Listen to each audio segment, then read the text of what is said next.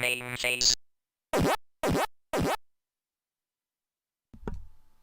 Good evening and welcome to a little Star Wars special on this channel where I'll be looking at Star Wars games in MAME. I've decided to do this stream because two prototype, unreleased or cancelled, however you want to refer to them, JAKKS specific GameKeys showed up recently, and so I think that they're worth covering, as well as one or two other JAKKS things that have shown up. So they fit the Star Wars theme. So why not? And I can kind of fit in the May the 4th pun with a 20th on it, so kind of works.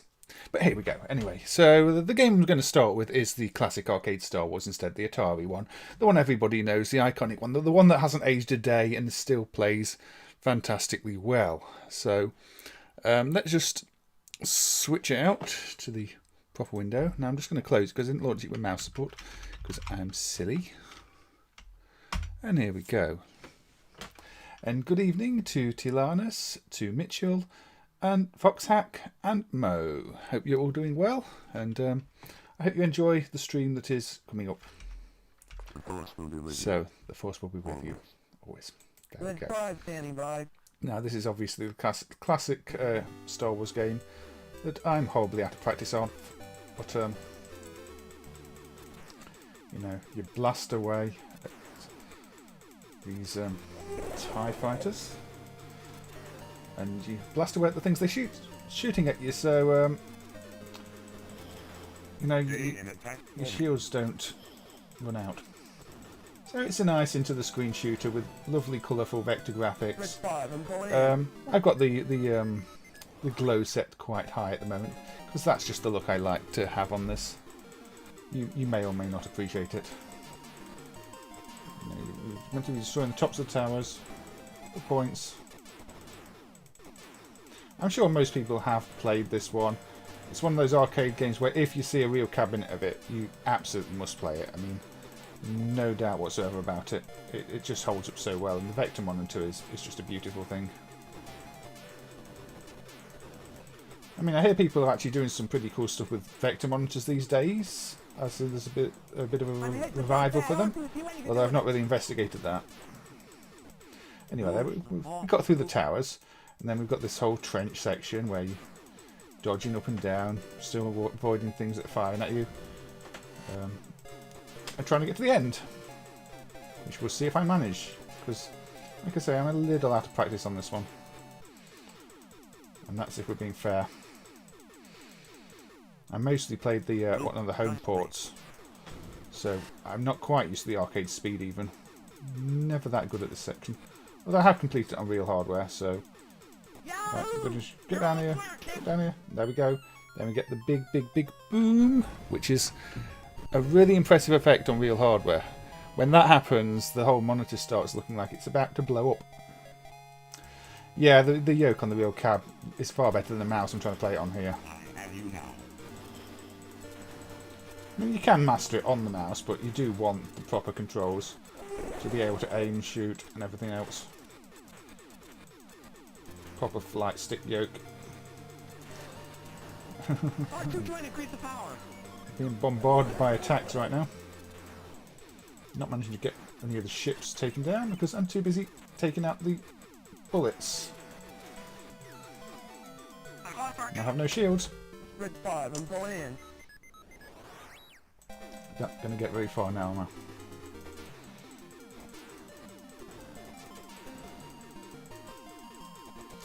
That doesn't mean I'm not enjoying it. I always enjoy playing this game. So it's one I'll happily put credit after credit into a real machine on.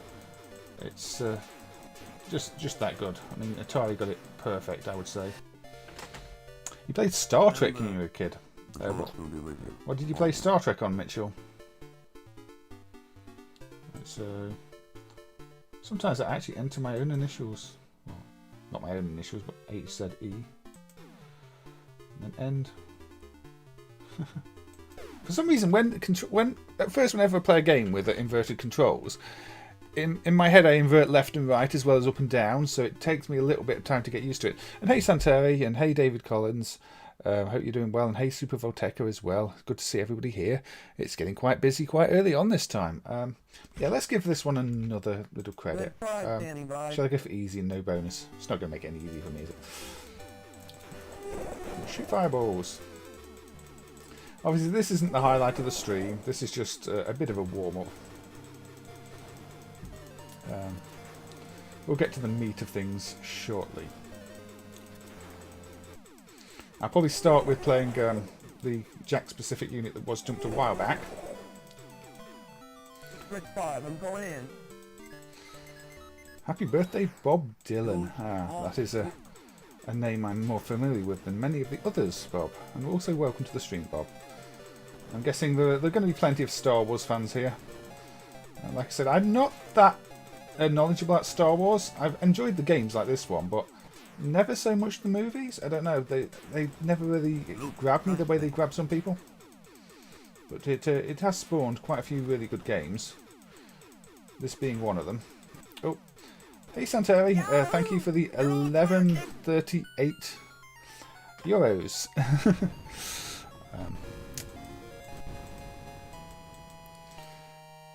You love Star Wars, especially Deep Space. You see, I do know my Star Trek, so you can't trick me like that, Foxhack.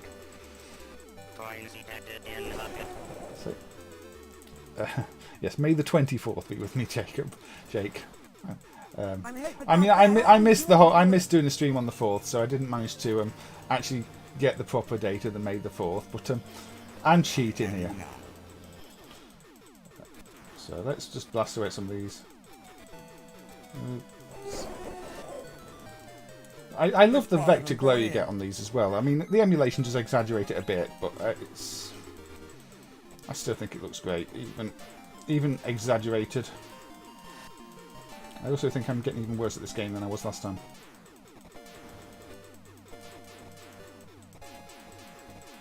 You're not trying to trick me.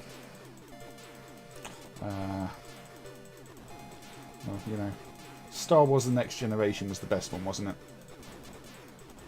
Or was it Voyager? I mean, Use the Force, Luke. Definitely need to get Michael Bay to do some more movies. But yeah, I hope everybody is doing well, as I said. Good to see you as well, Jake. I hope you are good. And nice having a bit of a catch up with you recently. And you've been posting a whole bunch of music in other Discords for me to listen to. The whole 9 Inch Nails health thing was really good. Let's go. In fact, that's how I ended up finding out their other thing, the other health thing, where they got the chiller footage from MAME on it, which is quite amusing because you can recognise the main crosshair. Not this one, because this isn't using the main crosshair, but for a lot of gun games in MAME, there is a standard crosshair that video used. Oh dear, that was a heartbreaking moment, wasn't it, Bob? Can't stand those Sith and their Darth Star. But anyway, easy is definitely a bit easier, isn't it? I mean, that's why I'm not dead yet. I can't shake it. If you actually want to play the game for a while rather than get a high score, then easy is surely the way to go on this game. Although I say that now, my shield is gone. Red 5, I'm going in. You didn't realise the health thing? Yeah, if you, the video that's... I can't remember what it was called. It's only about 2 minutes long, but the one with the graveyard and everything else is Chiller from Exidy running in MAME, and you can see the main crosshair in it. Yeah, vector graphics are lovely as well. I mean, I think sort of the dream console computer thing to own from back in the day would have been a Vectrex, where you had your own little vector monitor, although, you know, they cost a fortune these days and are quite expensive to maintain. Shall I give one more credit? I'll put it on hard and probably not survive until, not even get into the second section now, because they're just going to be firing at me like this. But obviously hard awards you more bonus points. If you want a high score, you start on hard. If you want to die, because you're not good enough at playing it, you start on hard. Also, the music on this is just perfectly done. It's just... I think it's probably Atari's best game. And that you get so many bad licensed games, so for the best game to be a licensed game is an achievement anyway, but it captures everything so well.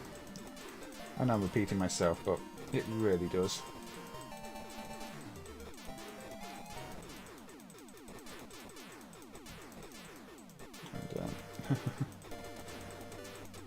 There we go. Ooh. I'm going to make it. I'm probably not gonna, no, not into a tower. That was a bad idea.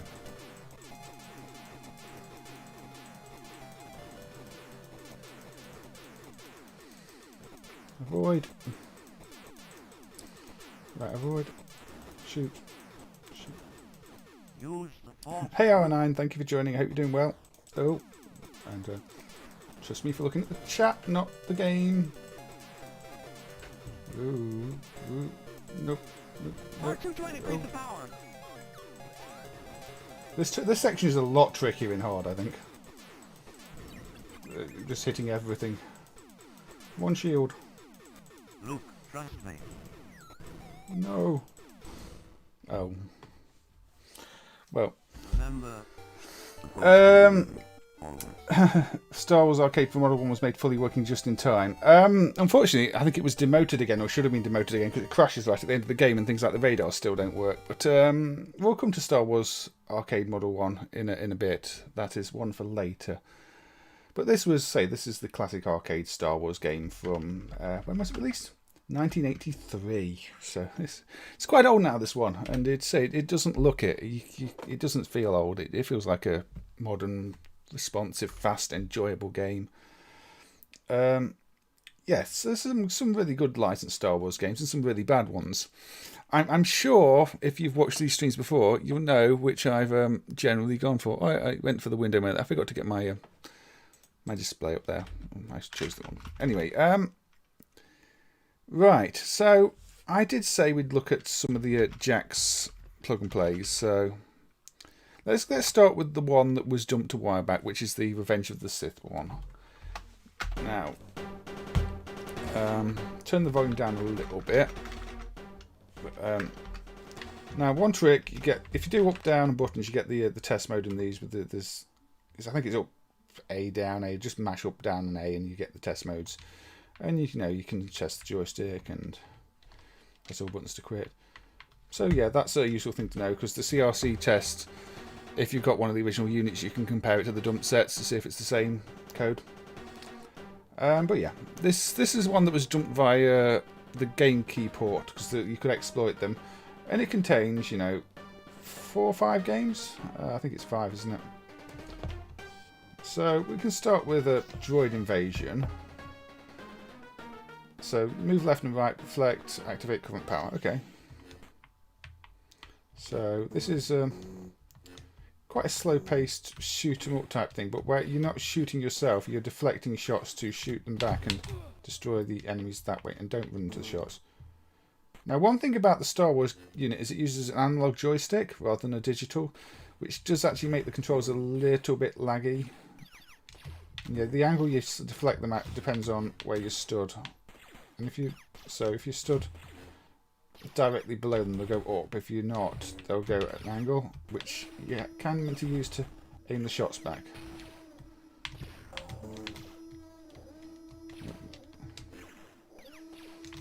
So you can't let them get to the bottom. Because if you do, and you lose. There we go. So this is the next wave.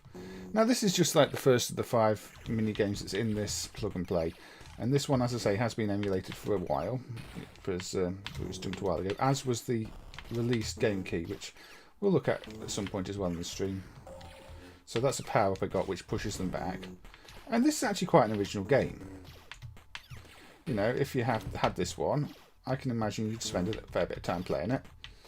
It's a decent concept. It's a defensive shooter. Is defensive shooter a genre? I think I call it a defensive shooter. You're not really attacking. You're using their shots against them. Revenge of the Breakout. It's not quite Breakout, is it? But yeah, it's got some similarities. Maybe like get a boss.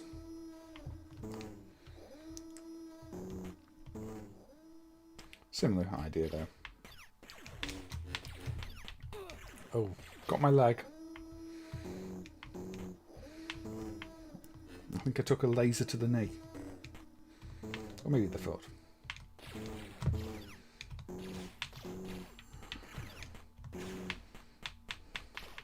You can only move slowly when you've got your lightsaber up.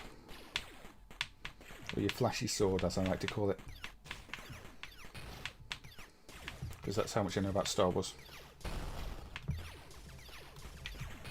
There we go.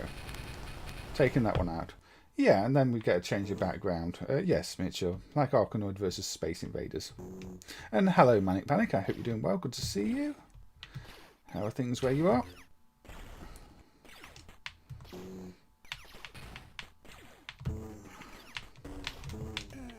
Oh, ran into it. Okay, so if you fail a round, you start the round again.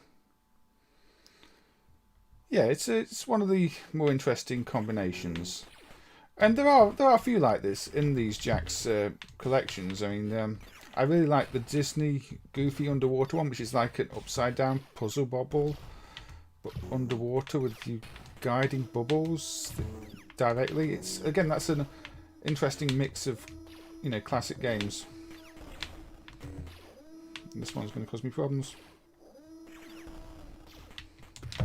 Push back. Oh, no, push back. No, I didn't get to use the power up in time. So, yes. That was a droid invasion. Unfortunately, there seems to be a bug in the emulation at the moment where after you play a game or let it go to the high score screen, the inputs stop working on the directions. That probably needs looking at because it didn't used to do that. I used to be a Jedi, then I took a laser to the knee. Exactly, Jake. Exactly. Well, it's not the same game again. So this was one of the other ones. Now this is a nice little 8-directional shooter. So you can rotate the ship and you can fire weapons. But if you hold the second button, then you drift, so your direction of movement doesn't change. So it's got that unusual mechanic. So you can fix your movement direction and then change where you're firing.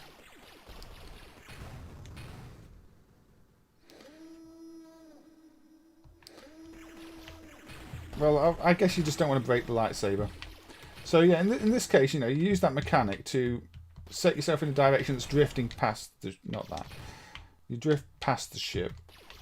And then you fire at things. Or, in my case, you don't understand the controls and you drift straight into everything. And then this game doesn't last very long because I die quickly. But again, this one, you can really tell it's an analog joystick because you have full directional control that I can move at any angle I want, just based on... I'm playing it on an analog stick on the Xbox One pad. So you can tell it's designed for analog controls, which is unusual. Not many of the JAKKS games were analog controls. There were the Star Wars ones, and then there was Care Bears and Winnie the Pooh. So I'm not sure what influenced the choice to use an analog stick on this one. Revenge of the Sinister. It's not quite as fast-paced or as tricky as Sinister. It's or Iridium. I wish Iridium was an arcade game. That would have made a great arcade game. You've also got a bomb that drops behind you as well, automatically, when you fire. Yeah, Iridium would have made a great arcade game. That was another one of the sort of destroy all the bases on the ship thing, but not multi-directional. Now this one's not cancelled. This is one of the was released, Mitchell. This is the Revenge of the Sith one. It's some of the GameKeys that were cancelled, which we'll look at in a bit. I just wanted to start with the ones that had been emulated in MAME before, just to just warm up, Anyway, that was that one. And these were developed by Griptonite Games. But also did some stuff on the Game Boy Advance. I don't have enough Care Bears games to do a Care Bears stream, Bob.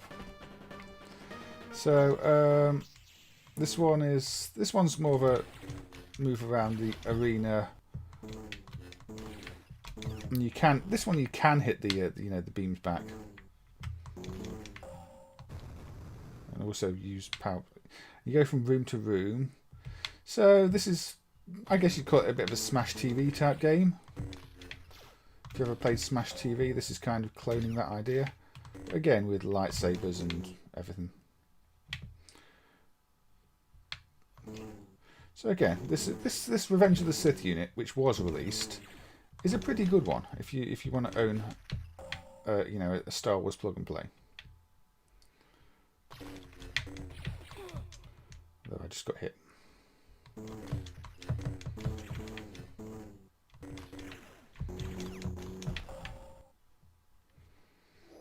Here we go.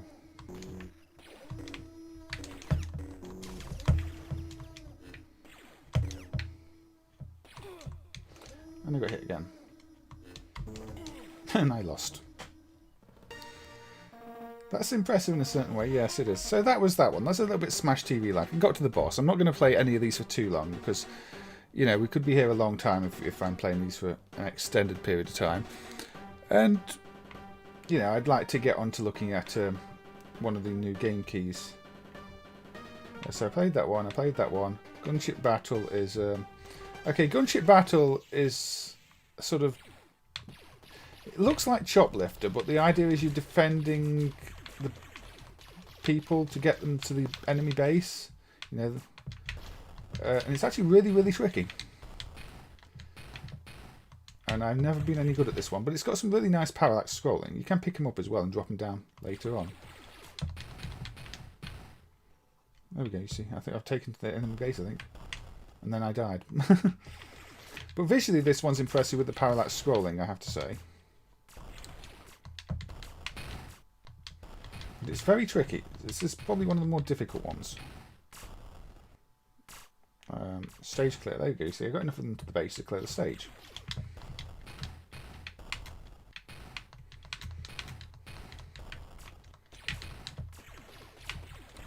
Youngling Massacre bonus round. Let's not... I'm just trying to murder everybody. I think my people are over here and they are being murdered. Or something like that. I'm not really sure what it's telling me. Yeah, okay, they're over there now. Oh, I don't know where they are. They're there. Let's pick them up. Let's pick them up. Oh, I'm full, I think. Yeah, okay. No, get in. Get in here. You can't fire when you're on the ground, unfortunately. Come on, get in here. You can be left for dead. You can be massacred. Get out there. Get in the pit. Let's get some more of them. So yeah, this is well programmed, I would say. It's making good use of the simplest hardware. Maybe not the most compelling of the games on here, but Choplifter Revenge of the Chop, yes. So get back in here. And in fact, the thing is you can bypass most of the level and just take them to the bases. Oops, they got murdered. And that's game over. Right, so on to the last game in this unit. Hey Mass Ninja, thank you for joining. Hope you're doing well. And hey Cow as well. Hope you're doing well. Good to see you. Yeah, a little bit like Zero Gun or the other one, MAME. So we've got Utapau Chase. I don't know how you pronounce these. So move in 8 directions, fire laser, swing tail. Don't do that. That's a... This is sort of your bump and jump clone.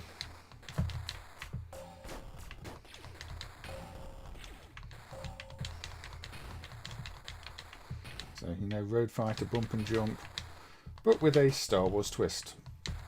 And also,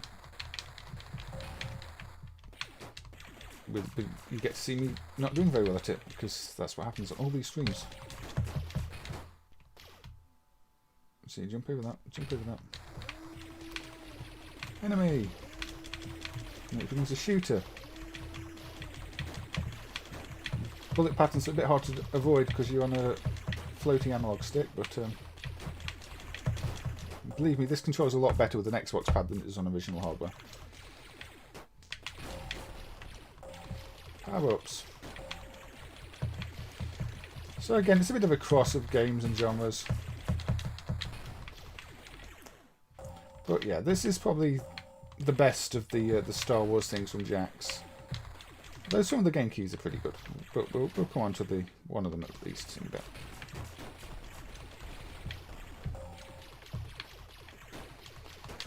Right. So let's bash him out of the way. Hey Wolfhouse, thank you for joining. Hey Peter, thank you for joining too. I hope you're both doing well. Hey Negative One as well. I hope you're also doing well. Good to see you. So yes, it's a little bit of a plug and play theme for a while on the stream now. Although we will be playing more arcade games and more ports shortly too. So clear that stage.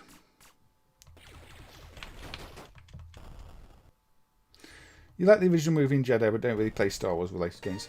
That's fair enough. I mean, I think you can enjoy the original Star Wars Atari without even enjoying Star Wars. But yeah, if you're not really into it, then you're not really into it. December 83. MAME tends to get on the copyright date, Wolfaz. If it's shown on 84 on the screen, that's probably where MAME's getting it. If it's, I don't know. Right, so GameKeys. Now, the game key for that one, that's intended for use with that unit, this is one of the prototype game keys that was not released. So, this is going to now have the game key for Catamaran Strike and Coruscant Fire Patrol plugged in. So, this is the base unit with the game key plugged in, the prototype game key. So, this is one of the ones that just showed up early today, which I didn't think it'd ever be dumped or ever appear, but it has appeared. Again, also developed by Griptonite Games. But this was never released, this game key. It's got the 2 games on, which expand on the ones that were already there. You can give credits if you want. So, here we go. There's your instructions. You've got to rescue Wookiees and beware of mines. So there we go. So you can select different control systems. Let's go direct control, which basically just means you go in the direction you're pressing. So yeah, here we go. Shoot with. Don't do that because that's a bad thing. Anyway, so rescued that one. So rescue this one. Shoot. Don't do that. That's not useful. So yeah, nobody has played this in a good 15 years. I think it was cancelled in the end of 2005.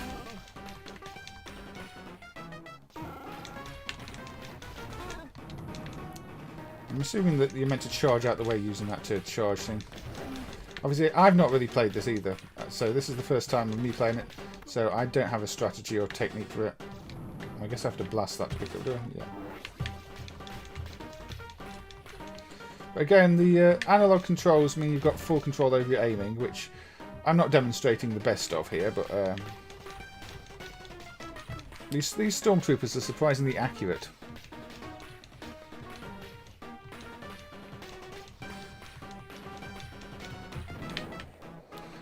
Yeah, let's rescue you. Let's blast this crate. I don't want to blast you, I want to rescue. There we go. Blast you. And what's it? Pick this one up.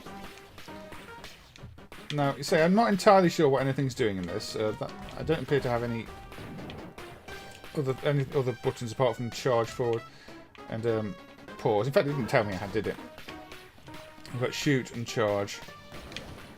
So the power must just like give you better shots and the like. So let's go. I don't know how many I have to rescue or where I have to take them, but I guess if I just keep going up, I'll find out eventually.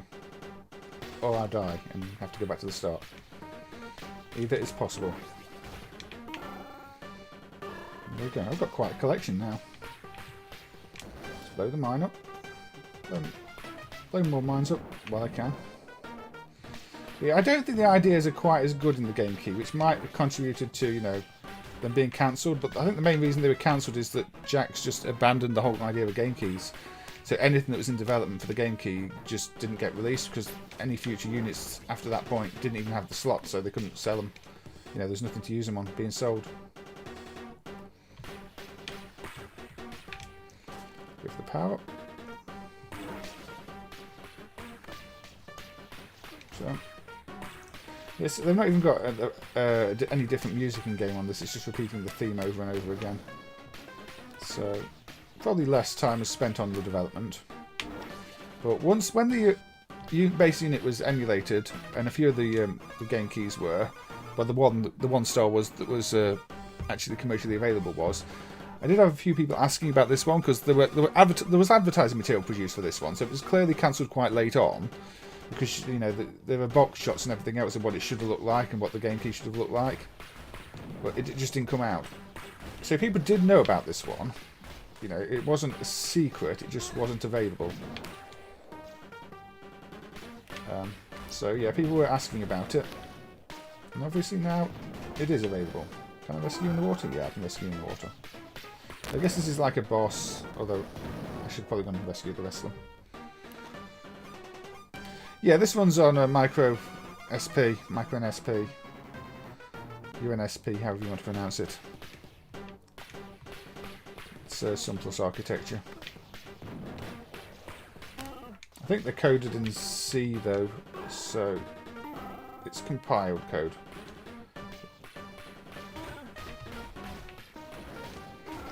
Yeah, you get the idea. I'm rescuing these things. If I crash... How do I fail? Do I get hit too often? Maybe I can't fail in the prototype, I don't know. Anyway, maybe the prototype doesn't let you fail, I don't know. We'll go for the other game, Coruscant Fire Patrol. Now, there's again joystick movement, you've got a laser cannon, and you've got a firefighting foam, which looks like water. So this is putting out the fires on the ship, hence Fire Patrol. And also you get, you know, other ships coming in and attacking you while you try and do it. And setting more fires, because of course that's what they do.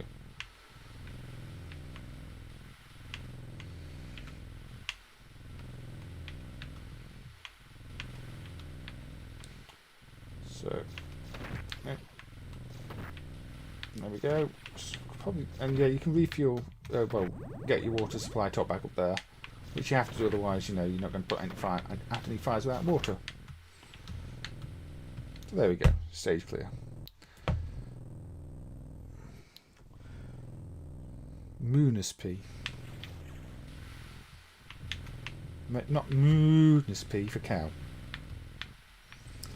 So again, this has got fairly primitive sound design. It's just got the hum of the ship, which may have been, you know, added to later had development continued.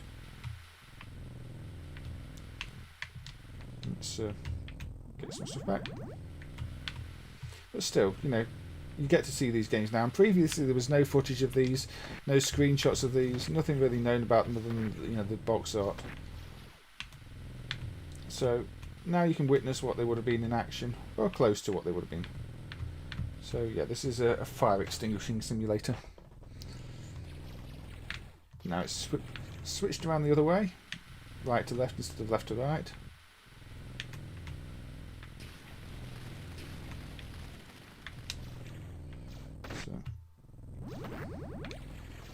Charge.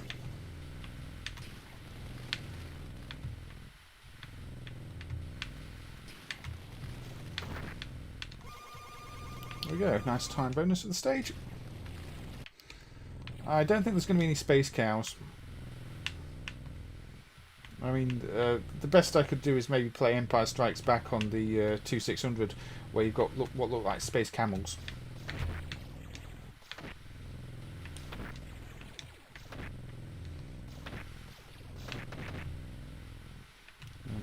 So you're making a mess of the ship. But yeah, there aren't that many firefighting games, so again, it's not the most original concept, putting out fires, but it's not often mixed with a shoot 'em up. So there's probably potential here to do something. And hey the Ogre, thank you for joining. A GameKey's just a cartridge, yeah, it's a fancy name for a cartridge that happened to be, you know, locked to a certain system because it checked a hardware register or a register to check it was on the right system, which makes sense because the different plug and play units had different control setups. As I mentioned, the Star Wars one uses analog controls and 2 buttons. The Winnie the Pooh one is analog controls, 1 button. Some of the others are regular digital controls, 1, 2 buttons. So, you know, they couldn't just let you use them on anything anyway from a technical point of view because the number of buttons and control types were wrong. Just the button layouts didn't always work well on other controllers. But yeah, this is the first time, to my knowledge, any footage of this has been uploaded anywhere or shown anywhere outside of the original development. Oh, I think I failed. I guess the health is on the bottom, isn't it? And it ran out.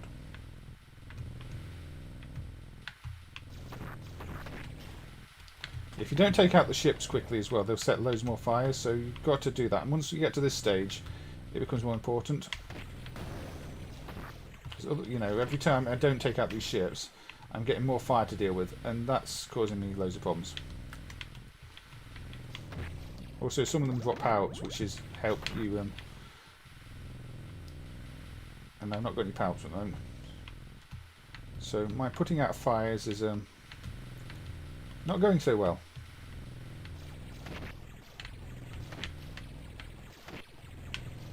Yeah, you've made another fire. Space cows. Are there any games with space cows? Not abducted cows, you know, actual space cows. Oh, did I fail again? I must have failed again.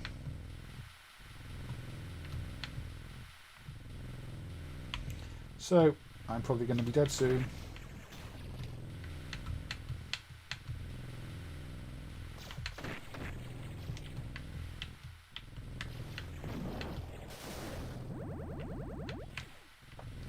So if you want a firefighting simulator in space with a ship that's moving up and down, yeah.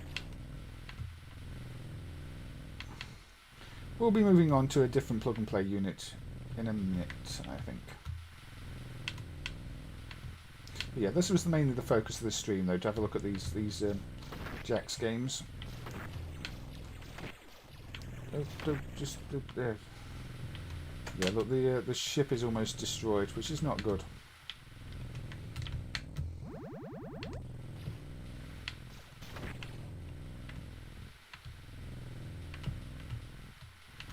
Come on, come on, come on. There we go. Actually managed it that time. Not much energy left on that ship though. And this looks like a very similar level, but nighttime theme again. So there's not that much content in this, but that's understandable. It's sort of a bonus add-on thing, isn't it, for a better unit. That was easy. And there we go. Same of the ship, different time of day. So it cycles these 3 views of the ship with different times of day and increased levels of difficulty. So more ships approaching, more attacking.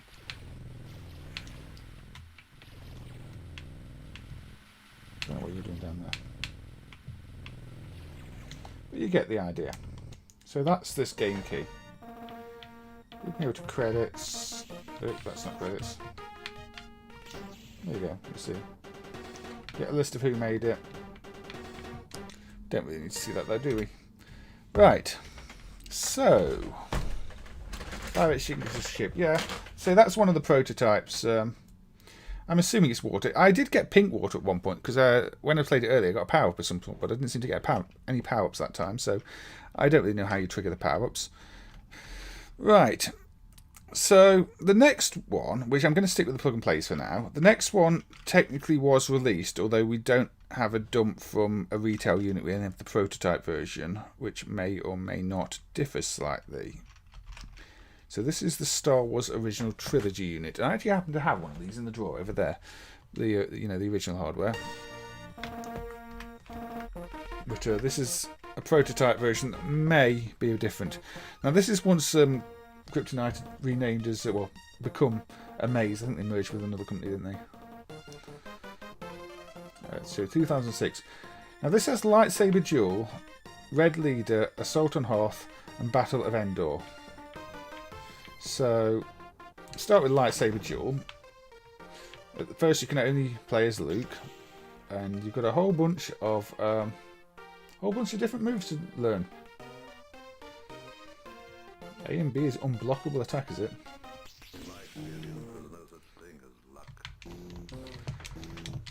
So it's a fighting game of sorts. Though not one I really know how to play.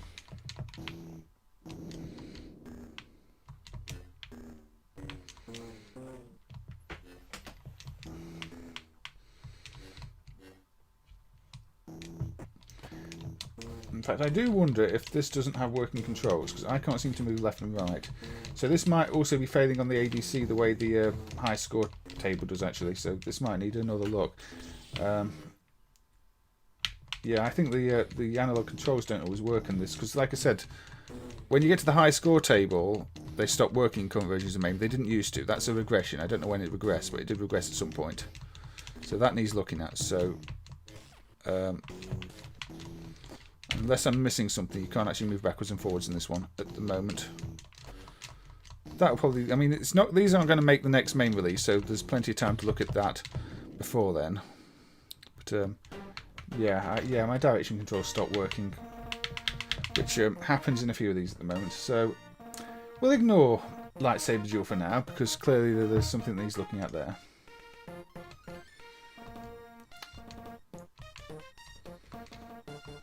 And that is definitely going to be a main bug. So I tested it earlier in an older version, it worked. Because I didn't realise I was running it in an older version where I could just load any file I wanted. But I knew it was the version I could load any file I wanted, but I didn't realise how old the version it was I was using. So again, Red Leader. This one works. So this is a more of a regular shoot 'em up. So whereas the shoot 'em up on the other unit was 8 directional, this is just more of a traditional, as you know, shoot 'em up. Again, this is a retail. This was a retail unit, but this specific ROM is from, you know, prototype build. So I have played this on original hardware. Get your little option. Yeah, it's a space shooter. A space shooter that can only be found on these plug and play units. Yeah, it is really, isn't it, mate?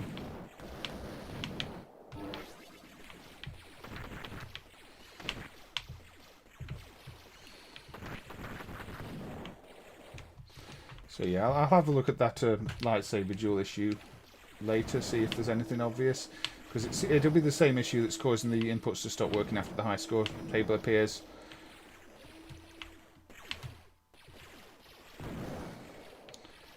So.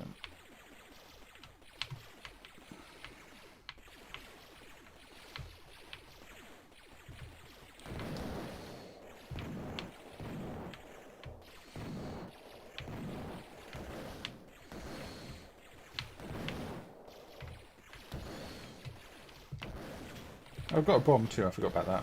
You can bomb the ground targets, very Xevious-like. So let's see, I want to take the turret out. There we go. Get my second option now.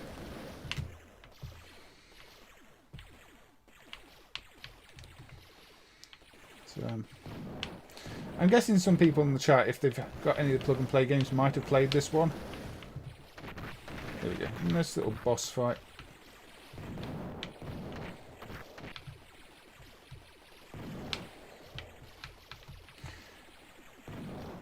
So, yeah, it's a very traditional shoot 'em up. Very European design shoot 'em up, if you really too. Everything takes a few too many shots, and there's a bit of momentum to your controls, and you know, I think all you do is keep blasting at this. Yeah, you can't bomb any higher up the screen.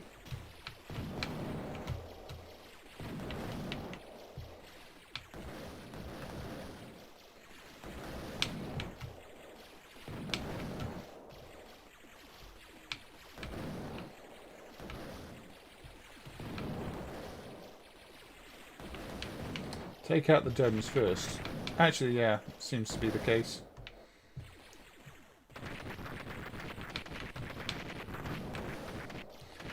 So I don't like the way it seemed to indicate you were doing damage if you weren't. Okay, it was showing there was a shield. Ah, that makes more sense. It looked like it was a damage effect when it was a shield effect. Yeah, it's been a while since I played this, but yes. There you go. That is how you do it. Yeah, yes, Mo, you do. And yes, the ogre, you do. Yes, and Bob. And everybody else telling me it's shielded, which I didn't realise because, yeah, it's been a while since I played this. I briefly tested the unit I had and checked the checksum thing on it to see if it was the same as the American version, which Sean already had, and the checksum on the unit I had is the same as the American one. And then I kind of played it a little bit, put it in drawer, and hopefully we'll be able to take the batteries out of it. If not, I better go and do that after the stream.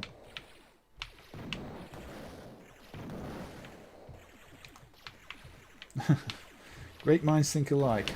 Well, everybody in the chat knows how to play the game and I don't. I got to know the films. You see, this is what I mean. I mean, I don't really know the films that well, so that's where it's going to catch me out, isn't it?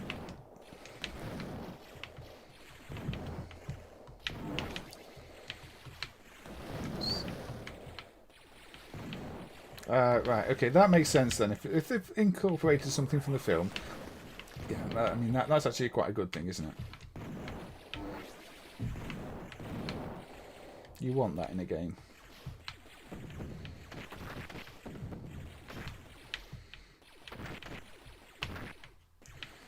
Jump.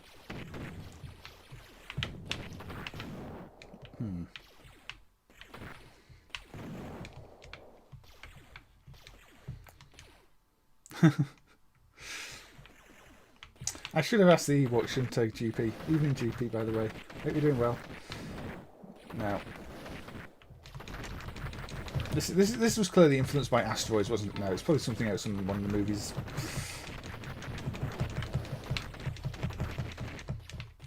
I can't bomb them. Anyway, that's the shooter game. So we'll move to Assault on Hoth. Well, again, you've got your shield, your firearms. Now, this one is a base defense type thing where you've got to fire at the right times. And each turret's got its energy, so, you know, taking out this one. Use the shield on that one. There we go. And take out another. This looks like part of Gallagher to you. The other game. Hey Carlo, thank you for joining. Hope you're doing well. Yeah. So this one you get all these enemies, then you get some bigger enemies. It's just a case of standing in the right place, shielding at the right times. Got a little pout now.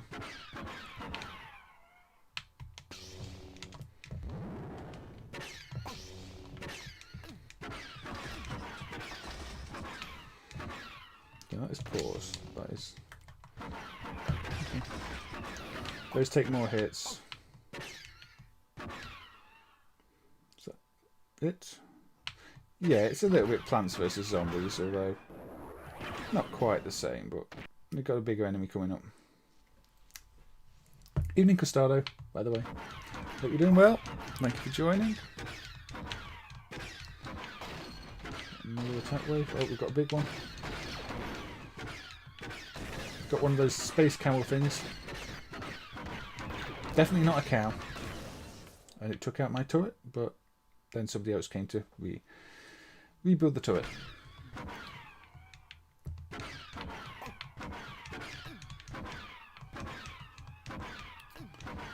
Anyway, you get the idea. That's what this game is. It gets more difficult. Then we've got Battle of Endor, and this is clearly a Cycross type game. Get behind. Don't do that.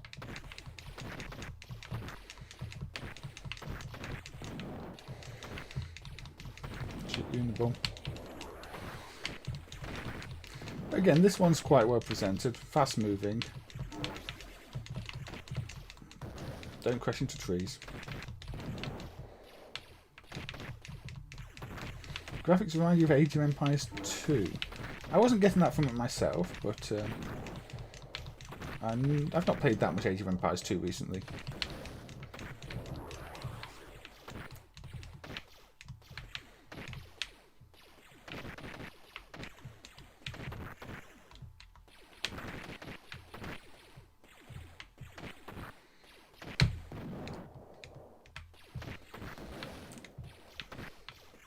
So I'm not doing especially well at this. Oops. In the Hoth part. Ah.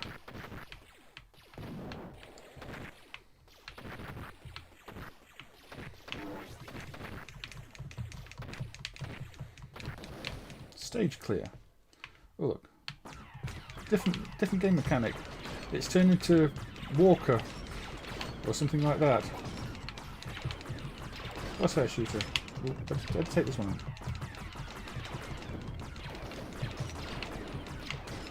Anybody remember Walker on the Amiga? Big mechanical thing, you get to shoot everything. That was a fun one. It's a very odd death now.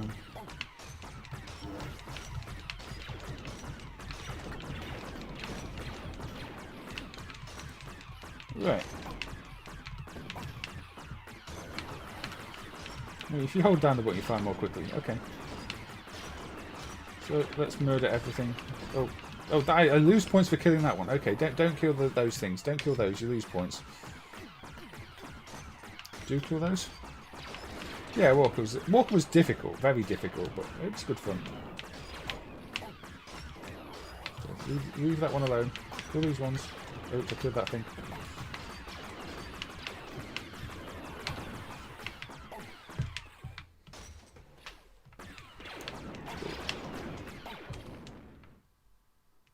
Stage clear. Now we go to this shooter section, because this game likes to mix it up a bit.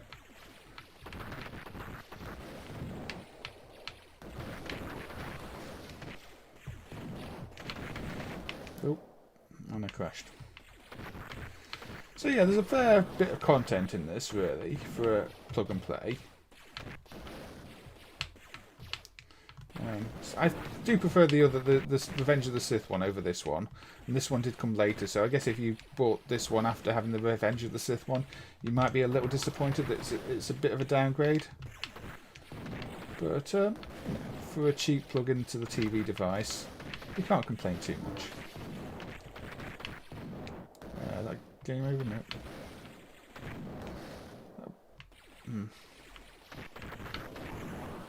That's game over. So yeah, and now my pad won't work again off the high score table. I'm just going to double check Lightsaber Duel, but I'm pretty sure Lightsaber Duel is going to fail in the same way again. It might just be a case of needing to mirror the ADC inputs on ports that aren't connected or something.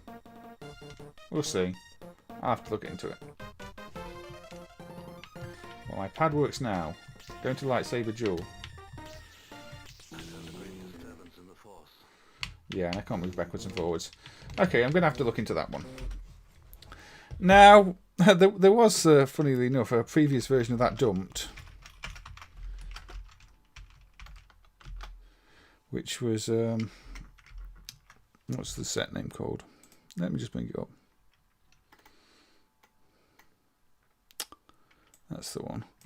Previously, there was a version of that dumped in MAME, but there were absolutely no controls in that at all, because in 2012, Code Mystics actually did an updated version of this for the TV Touch units, which was like a little handheld touchpad thing, and they basically made all these games that you just saw, the four in that pack, work with gesture controls.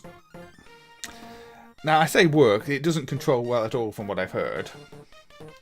But this version was dumped earlier. This is Sean dumped this one. But you say don't touch. It's meant to use a touchpad, so you're meant to do that now. When you do two fingers in the corners to do. I don't know. But you can't really get much further. You get to the menu, you can start from the menu, you go to the game. You've got your touch controls. So this is how the touch controls work. But they're not mapped. So. Much like the one I just played, I can only attack. So, yeah, at some point we're going to have to figure out how to map those touch controls on those touch TV units. But I don't think they're going to be very enjoyable anyway, even with them. Anyway, shall we have a look at the other prototype game key? The one that nobody even knew existed. I saw no record of this. I know nothing about this one until I was told about it today. So this game key was designed to tie in with the unit you just saw, the original Trilogy unit. And again, it contains 2 games. So, developed by Amaze Entertainment, it's got Imperial Gunner and Escape from Cloud City. Now, Imperial Gunner, joystick aim, A button fire turbo laser, B button fire missile. Okay. So, it's a turret shooter, basically.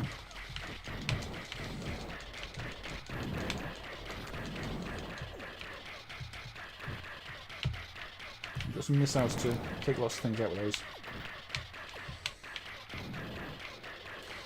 Oh, go take that one out, that's the primary target. So yeah, obviously there's quite a few games like this over the years. Primary target, take it out. But this is a fairly decent implementation of this idea. Protect the trench from the X-Wings.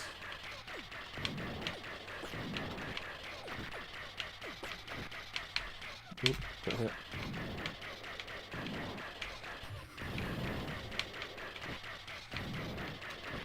Oh, again, I'm not meant to kill certain ones, am I? Because I lose points for it.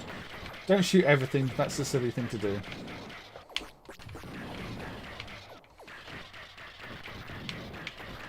So, out there. Repair. Very strange sounding laser, I have to say.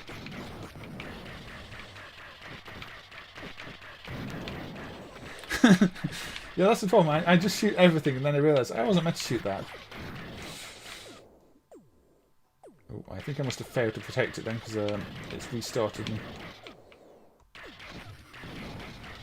It's a bit like the whole cow thing all over again, isn't it? It's like, oh dear, shoot first, ask questions second.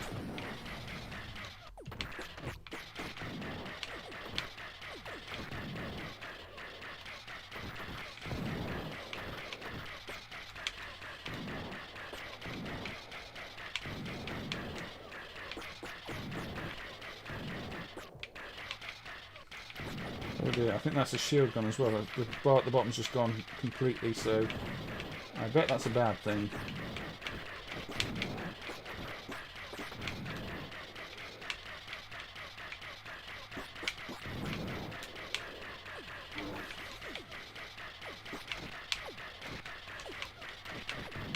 There we go, stage clear. Now destroy the transports. Different background. Not destroying. No. Oh, it's a space shark. Oops. Space shark is dead. Space shark number 2. Very dead. I'm sure these are technically the correct terms, aren't they? Space Shark.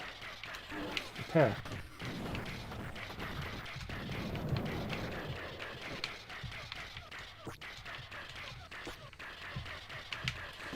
Oh, another one. So yeah, this is one of the unreleased games. And like I said, there's no record of this even existing until today. Because the original Trilogy unit didn't even have a GameKey port. By that time, JAKKS had completely removed the GameKey ports on them. So I don't think anybody even speculated there was a GameKey in development for that unit. But here it is, and it runs. And this is one of the 2 games in it, which is a little turret-based shooter. Again, unique bit of Star Wars history, now preserved. And it won't be the next main release, as I said. It's missed the freeze, but it'll be supported in the one at the end of next month. All going well. Yeah, you get the idea. So let's have a look at Escape from Cloud City. Now this one, I said the unit's got analog controls. This just has 4-directional movement at 1 speed. So this feels like it could have just gone on a regular unit with joystick. In fact, it feels like it could have gone on one of the four-way joystick ones, like the Pac-Man unit, although it wouldn't really fit there, would it? But you walk around with this rather cute version of the character, cute little stormtroopers, and dispose of them. Now, use R2-D2 on those. I don't really know. It opens the lockers. There you go, you get power. So again, it's got that sort of Smash TV feel, but with a bit of scrolling to it. Maybe not so much Smash TV. Alien Syndrome? No.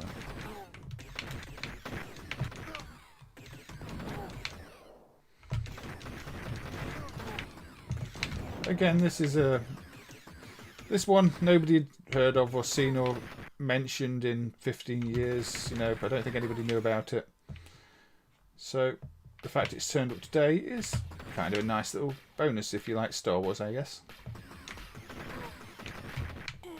Ooh.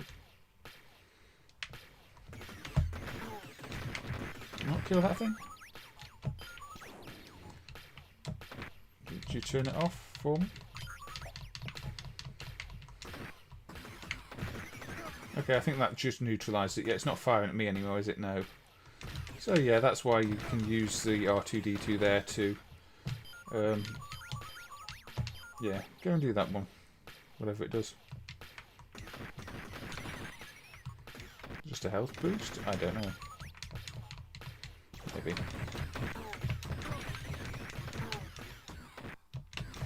Go this way, through here.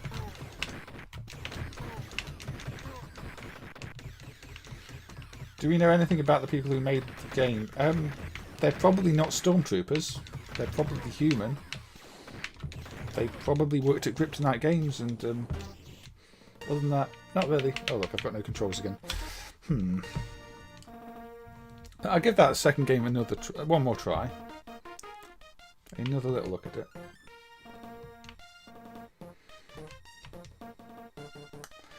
And then I'll probably move on to the game key that was released. It's been in MAME for a while, just to complete the set. Before moving on to just all sorts of other Star Wars related games. And things I think are influenced by Star Wars. And also I might squeeze in Solar Assault to see if it crashes. Because, it's not really related, but it's a space shooter.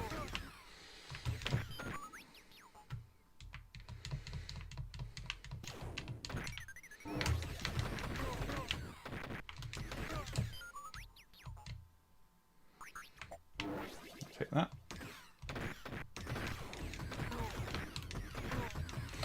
It was a very poor piece of marketing, MAME. I don't know why. Because it makes it sound like you're being ripped off. It makes it sound like there are more games in the unit when you bought it that you don't have access to. But yeah, they're just cartridges that are locked to certain units. It's just poorly conceived. Probably why they ended up just abandoning it. And it's even stranger because a lot of the units that don't have GameKey ports. After they'd abandoned it, still advertised the GameKey because the code was finalised earlier. So you see it on like the Shrek unit that's not dumped yet. It will tell you, you know, the GameKey and everything else. I think a few of the others do too. I don't remember which ones. And internally, the test menus still reference the GameKeys. But obviously there is no game key. And then there were units that were released where no game keys were ever developed that do have the ports. So it's a mess. This is quite a tricky little game.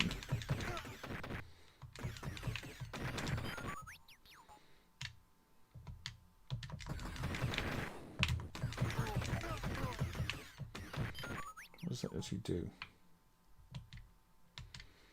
Anything? Nothing? I don't know.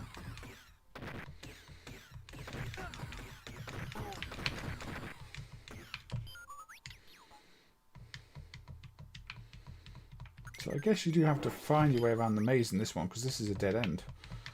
So clearly this isn't where I'm meant to go. The lightsaber looks like it jumps in cold water. The lightsaber. Look, I've got fast fire now. Look. Ooh. Oh, so your direction locks. That's kind of handy actually. I didn't realise that. Well, they're now dead. So yeah, that's not a bad one actually. I quite like that. I was sort of enjoying that. So again, that was completely unknown, unreleased. So let's have a look at the one that was released. And this one pairs with Sith. So this is the single game key that was released, and this one connects to the Revenge of the Sith unit.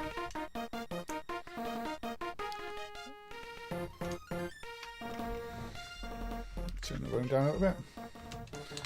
And come on. So this has got turret defense and Yoda's escape. Now turret defense is, again, you've got direct fire or rotation. Let's go direct fire because it's a bit easier. This is another turret type game where you're shooting up at things. This one's been in MAME for a while. But this one's actually really well presented and works well. You've got to stop the guys from landing on the floor. But this makes good use of the analog controls because you're actually aiming.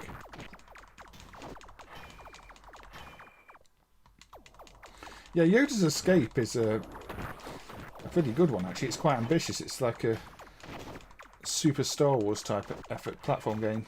I was really impressed by that one actually. Probably better than the games on the base unit. Yeah, this is an impressive game key. If you've got the actual unit, it's probably a good idea to, you know, actually pick up this game key if you can. Because it's worth playing. Alert, alert. Boss time.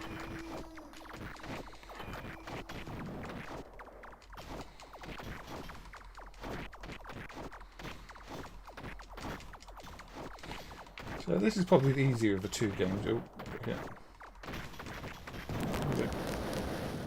There we go.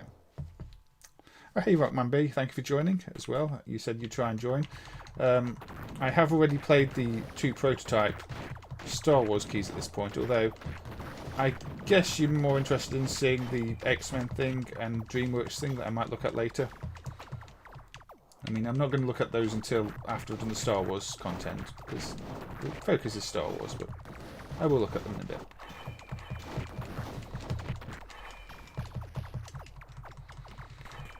But once they're down there, you can't do anything about them. They're just going to come and deplete your energy.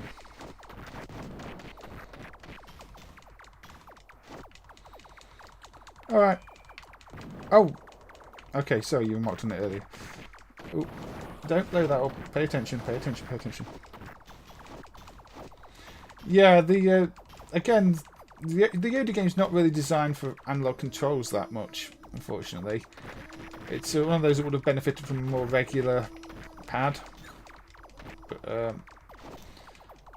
the games that do benefit from the analog controls work really well. It's just you're left with that, you know, odd situation of a lot of things not benefiting from it.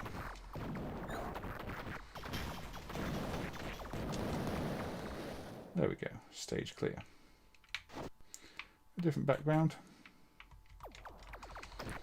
So I'm not meant to destroy you, am I? But I'm meant to let you land because you give me a power up. I think.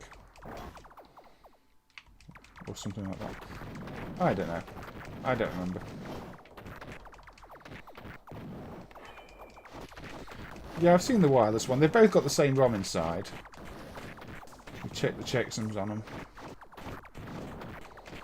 But yeah, you get the idea. That's tower defense, turret defense. Yoda's escape. Right, so joystick move, A attack, B jump.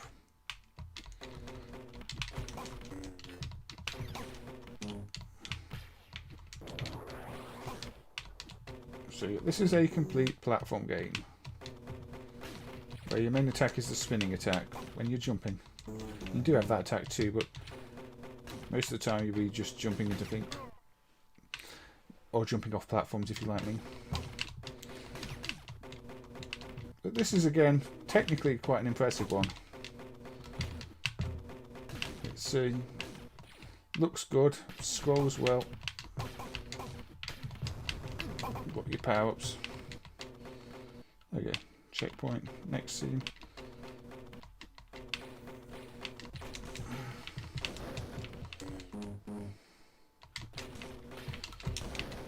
Oop. That wasn't fatal. Though I'm not doing very well. Now the annoying thing is the controls are a little bit laggy because, say, it's analog. So it does take a bit of getting used to knowing when to time things.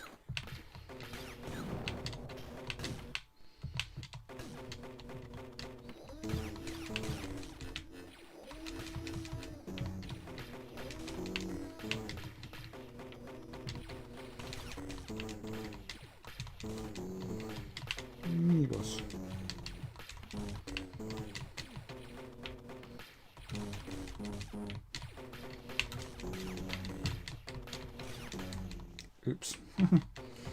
That's not how you do it. I should really get up there and get the health and everything.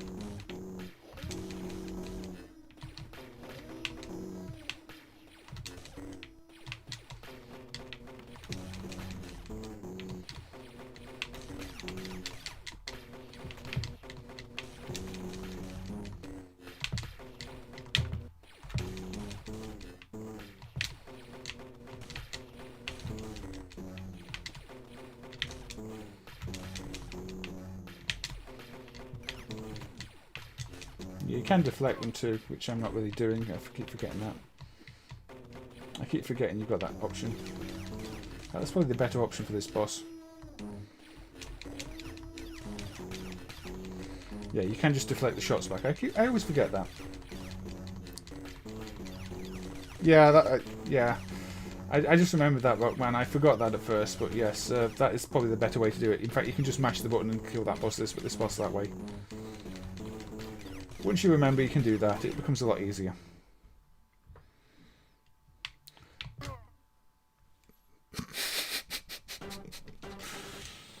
Oh dear. Yeah, we need to fix that bug where the controls stop working.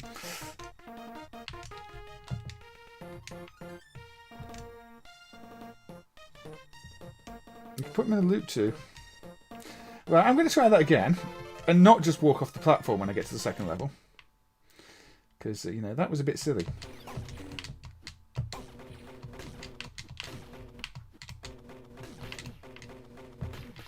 But there are little hidden areas. Again, it's quite European type platform design. It sort of reminds me of Turrican in some ways. But, you know, otherwise you're European platformers, American platformers. But for a plug and play game, again, this is actually a really good one.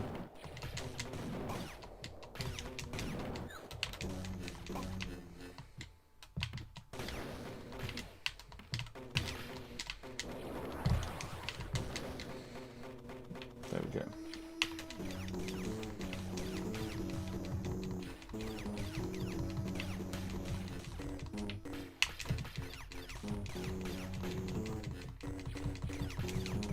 Only in the wrong place. Okay, I made it look more difficult again that time.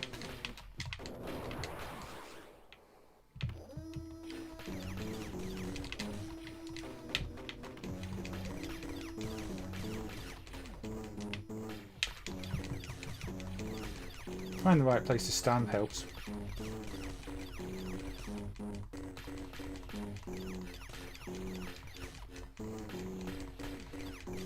There we go. Right.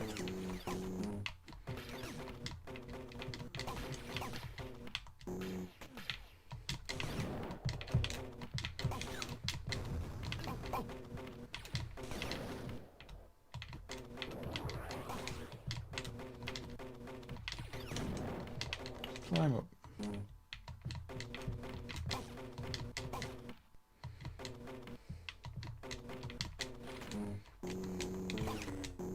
An extra life there that I didn't get.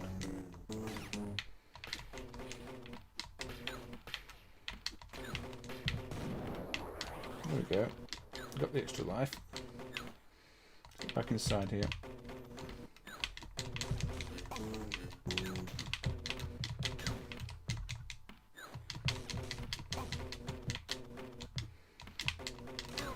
Oh dear.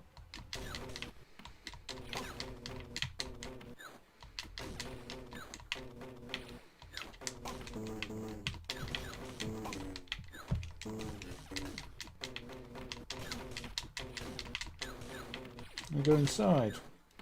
Look, it uses the palette effects to darken the screen and lighten it around you where you are, so it's sort of doing a spotlight effect on you inside,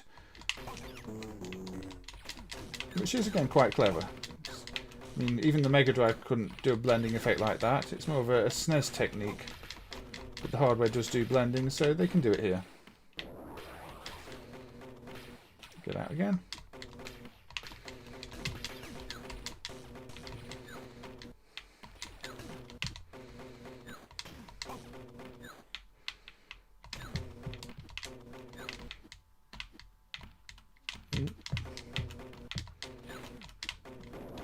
Back over here. But yeah, if you've not checked this one out, the Game Key, I highly recommend it to anybody watching. It sort of redeems a lot of plug-and-play games. It's not the longest game in the world, but the quality is there.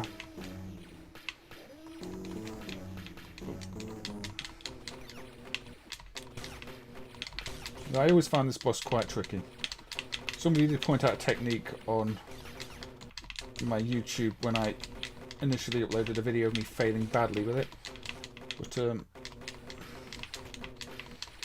if you hit them back at the right angle, it helps. There we go. That's some. I'm almost dead.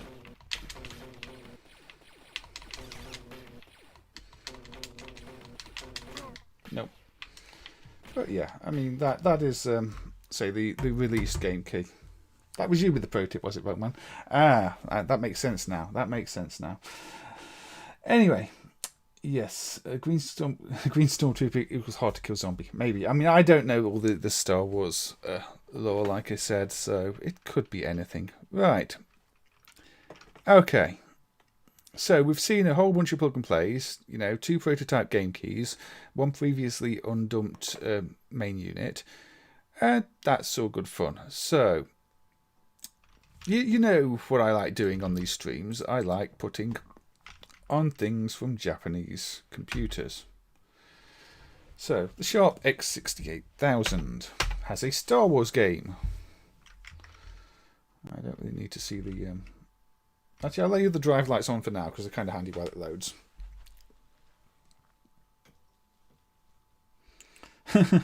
Looks better than Super Star Wars. Oh, being controversial there, GP.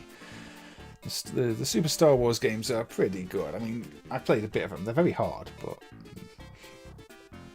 Pardon me? And evening, Andy. Thank you for joining. Welcome. I hope you're doing well. And likewise, anybody I missed, I hope I'm not missing anybody. If I have not read out your name, then also, of course, welcome. And I hope you're doing well too.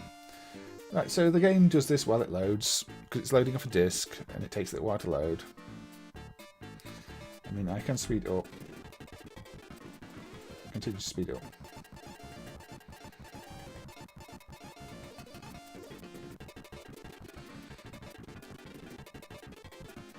It will be loaded at some point today.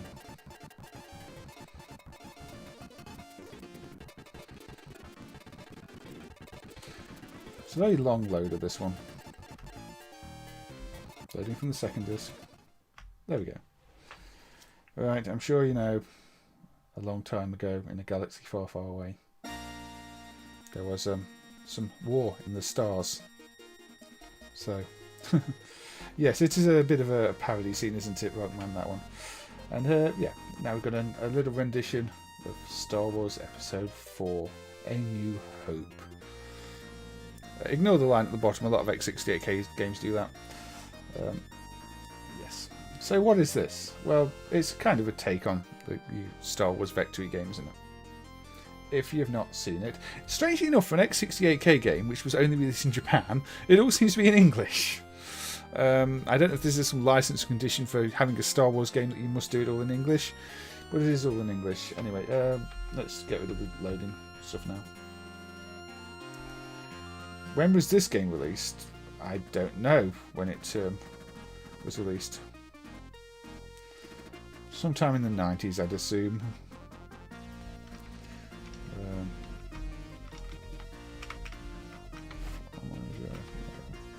Image information. No, because it's ejected the discs. Anyway, we can press a button and move on past that. So, config. Level hard. No. Level easy. So, okay. Let's just start.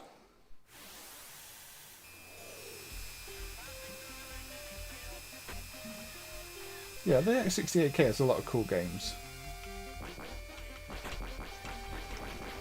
Now, unfortunately, this doesn't seem to use any kind of analog input. It just seems to be, you know, key-based. Unless there's an analog option I'm unaware of. But, you see...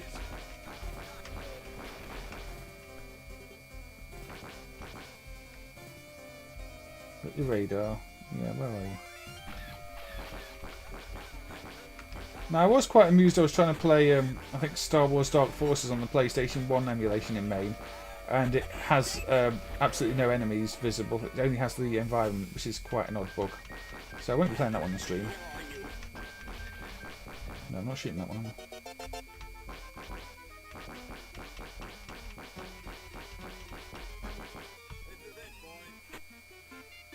This is it, boys. Where is it?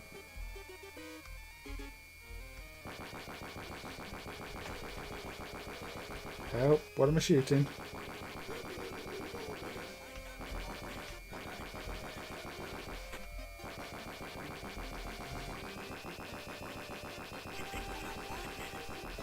Gotta be something here somewhere.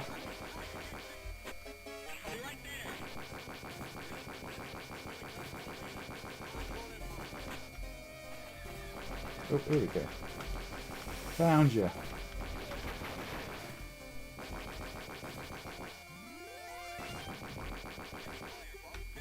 Up over there.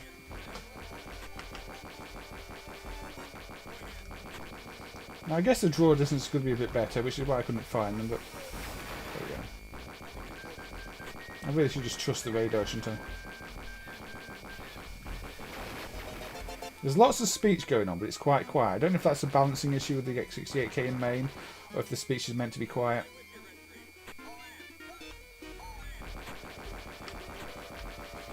I'm in danger. Let's change viewpoint.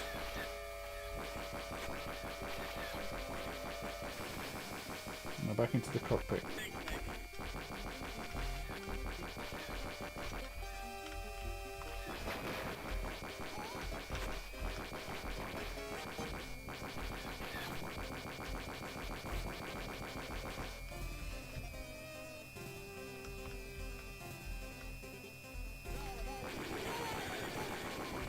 Where is everything? Up there. Yeah, Dark Force is probably doing something quite funky on the PlayStation as well then. Hence why it doesn't work. Be interesting to find out what it is one day. But,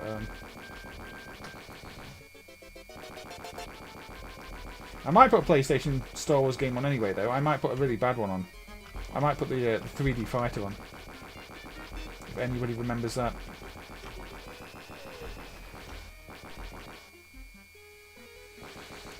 So I don't know how you progress to another scene in this game, because I've not actually played this before. I did see a YouTube video of it, where I know it's got more content than just this scene.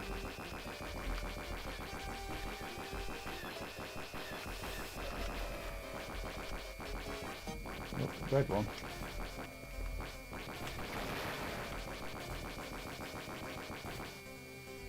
I'm assuming the red one's important. Gone, I've lost it.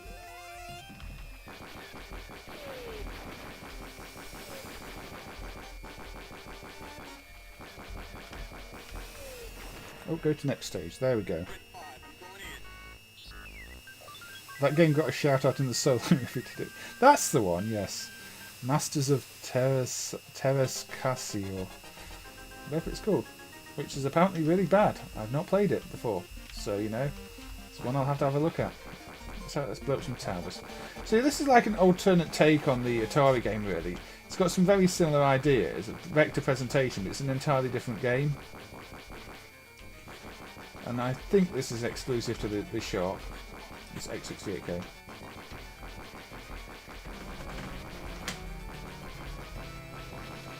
And of course it runs pretty well in MAME.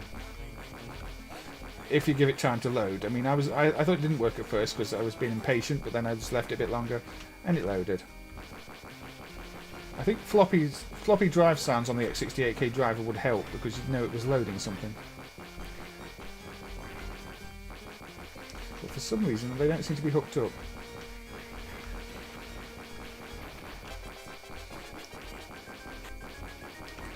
Now, I guess I'm actually meant to be destroying the red ones. Because they're on the radar, and they're firing at me. Very fast. But that doesn't look good.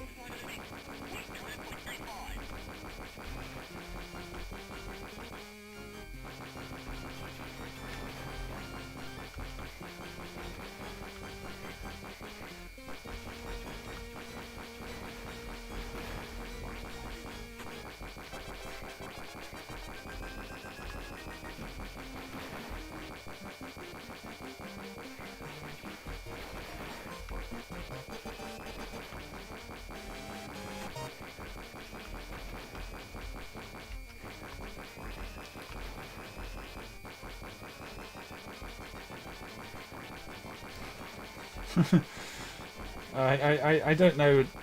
I have heard bad things about the Solo movie. I mean, it's not one I've ever been compelled to watch myself because I think, you know, if people who like Star Wars don't like it, then what chance do I stand? That said, you know, the first... I mean, maybe my opinion of Star Wars is tainted because the first Star Wars movie I actually saw was Episode 1. And that wasn't very good. I saw that at the cinema when it came out because my mate who liked Star Wars was like, you've really got to come and see this. Star Wars is amazing. And it's like, okay.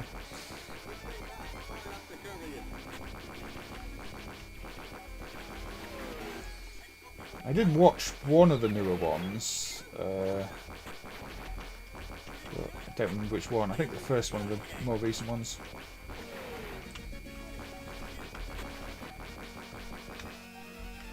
Speed up. Seems like a good idea.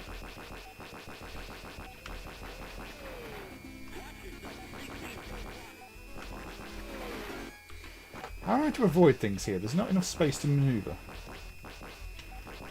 I don't like trenches.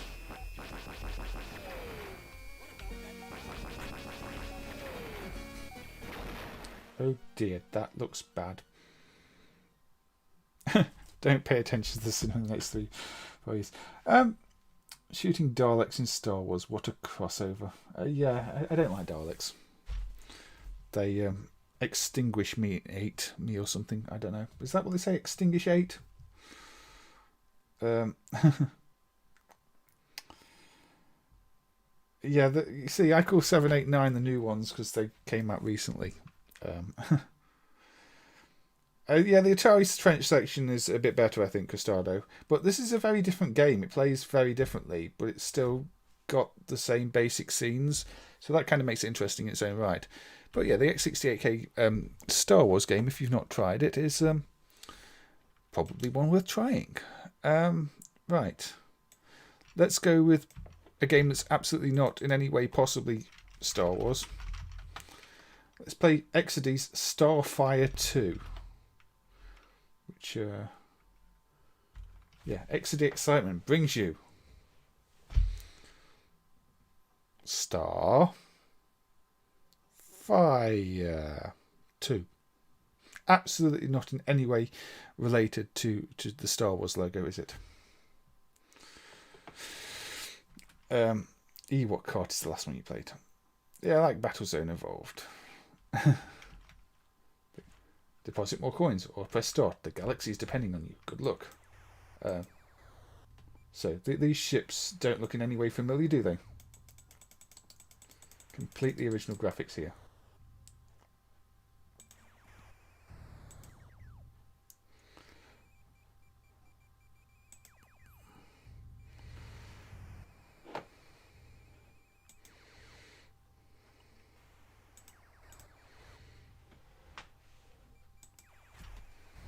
The bow tie fighters, yes. Now I know this isn't a real Star Wars game, but I did want to put on things that I feel were influenced by Star Wars, and I think it's a fair guess to say this was influenced in some way by Star Wars, maybe, at a push. And you know, we've been polite here. There were quite a lot of such games, to be honest, and same with Star Trek. There's so many obvious, you know, Star Trek imagery in various games. It's just one of those things. It was part of culture. I think this is like from '79, is it? It's late '70s, I think. No, rather than '80s. I'll have to double check though. But yes, it's very slow paced. Got you, got him. Lock on. Game over. Please stand by. So yeah, when was this? It's just the one button, the analog stick, isn't it? Oh, you've got speed control as well that I wasn't using. So yeah, 79.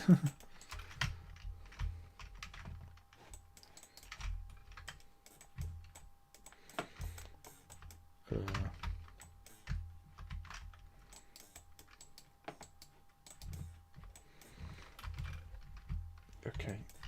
Yes, this is the slowest name entry screen ever. Let's try once more. So, yeah, I guess I can go faster and slower with the... Yeah, I've got okay, I can move forward with those. Yeah. Now, I'm not going to spend too long on this because it's not very good, if I'm all honest with you. Or at least it's too old for me to appreciate, and trying to do too much for it to hold up well.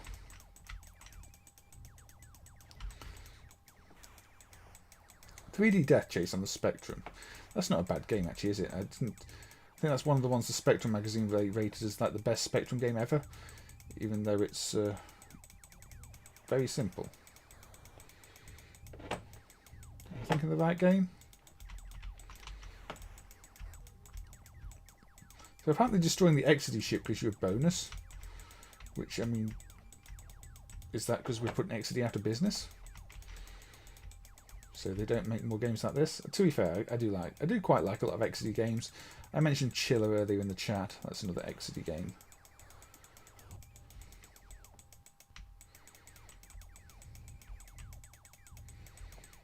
this is a very early Exidy game, when Star Wars was all the rage and everybody wanted to make their own thing like Star Wars. Got him. There we go. Yeah, Starfire 2. There was a Starfire 1, I don't know how it differs, but that was Starfire 2. I don't think we need to see more of that, do we? Okay, so one thing that surprised me, because I didn't think it worked at all, at some point it was fixed or improved. 32X Star Wars Arcade.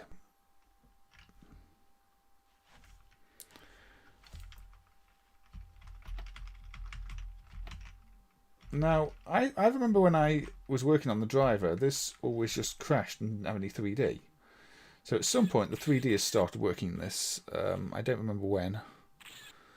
But yeah, the 32X version. Now the 32X version of this is definitely called Star Wars Arcade, because it's a port of the Star Wars Arcade game that Sega did. The arcade version, all the reference material I can find, calls it Sega Star Wars, not Star Wars Arcade.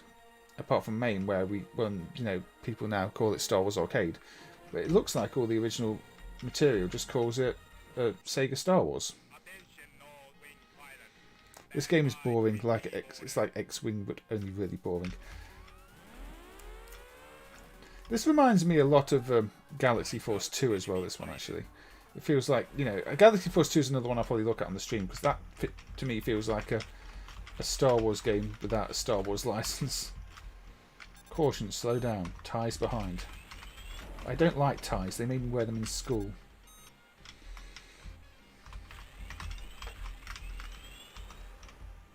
Also, how do I slow down? I guess I just don't press that button. But yeah, this was one of the games that really Sega was trying to use to get people to buy the 32X.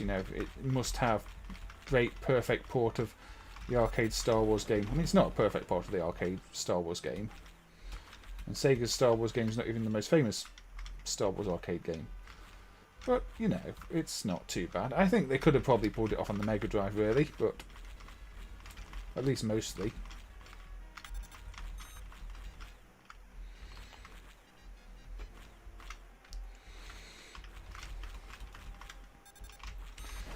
Galaxy Force has graphics that would kill me. Yes, it does.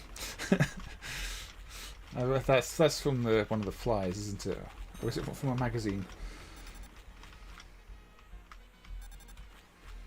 Now, obviously, you've got to kill a certain number of the fighters. You've got your little tally there above the map. It's like if you're driving a car, you've got a number of cows listed above your speedo, and it tells you how many cows you've got to run over to complete your daily cow quota. That's how cars work, I believe. Caution, slow down. Okay, so that's slow down. And that's speed up. Okay, that kind of makes sense. So yeah, that's you. Whoop. Slow down. So, I don't know. I think it's the tunnel sections in this that remind me more of Galaxy Force, not this section as much, because this section gives you a bit more free movement.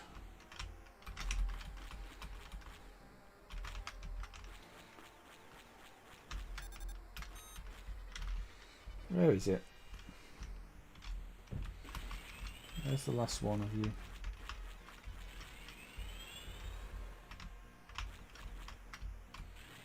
So if I press both of those at once, it does that. I don't know if that's good.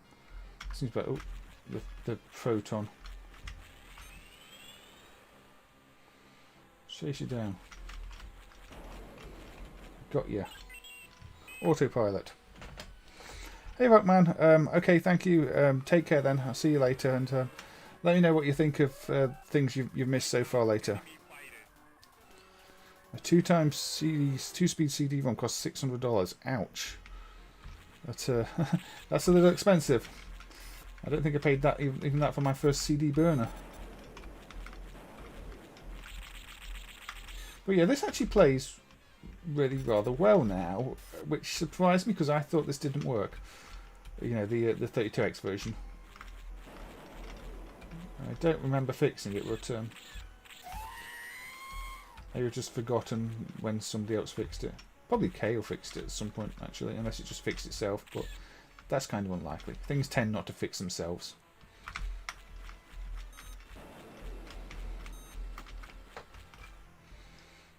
Probably runs a bit too well, knowing how 32X runs in MAME. I mean, Doom is a very playable 32X game in MAME because it's much faster than original hardware. Oh, hey Christian, thank you for joining. It's holiday here, so nice to watch. I hope you're enjoying your holiday and you know, your little break. So yeah, I just thought I'd do some Star Wars themed thing due to those prototype game keys being dumped. Although I have since realised, yes, I need to fix a bug in the emulation that has cropped up at some point. It occurs in the non-prototypes too, so it's definitely a recent bug. Ooh. Yeah, this is not the most thrilling of games, it has to be said. I can see why it's, you know, the arcade is nowhere near as popular as Atari Star Wars. We'll have a look at the arcade shortly, even though the emulation's not perfect. I think it still crashes on the last box. But, yeah, this is the first time I've played the 32X version of this in MAME. Beyond, you know, testing it early and finding out it worked better than I thought it was going to.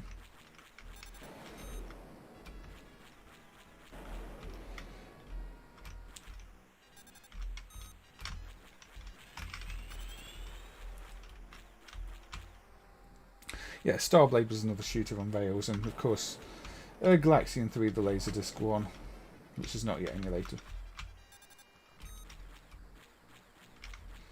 I mean, 32X Stellar Assault, yeah, it seems to run. I don't know how well it plays, Bob. It did. I did boot it up early and thought that's kind of Star Wars like, but I didn't try playing it much. But it does run. So does Dark Side, the textured asteroid thingy one. That's actually really impressive from Frontier.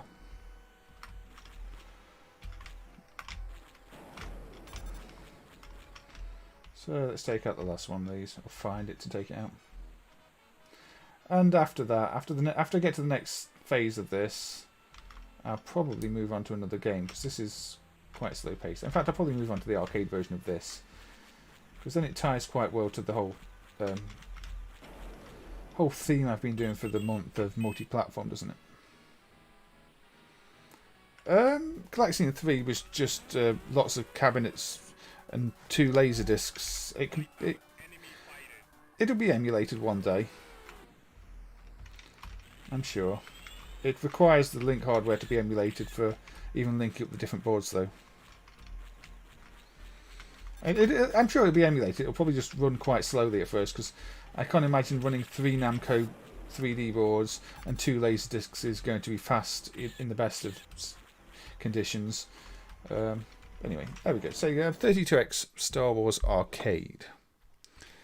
Now, as I say, I'll switch to the actual arcade now, which I still think is just called Sega Star Wars, because I can't find anything that calls it Star Wars Arcade apart from, you know, modern references. But like I said, that is just one of those things. Yeah, if the room scale one's actually different ROMs and not just more units linked together. I can't remember which Namco system. I don't think it was 22, was it? Maybe it was. I don't remember. So let's skip the music.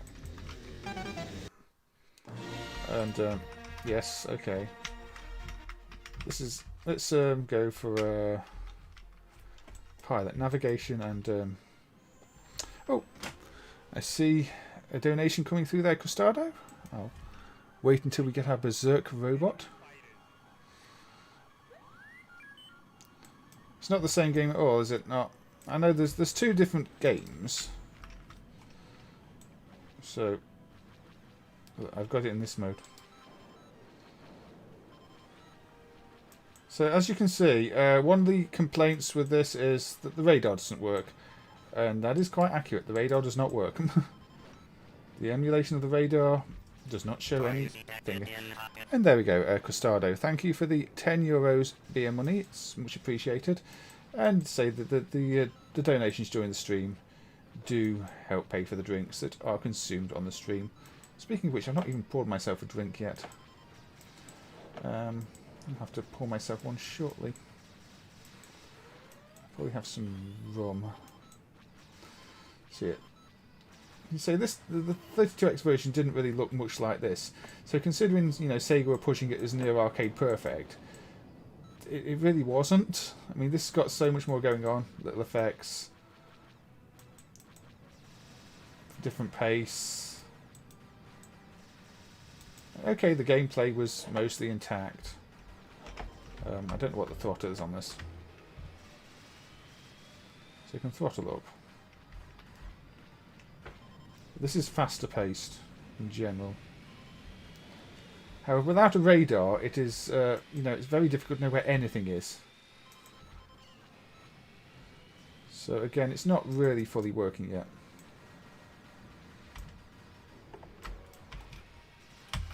Okay, I'd say I'm not sure the throttle was ever completely fixed in MAME either. I think you can only speed up and not slow down, or something like that.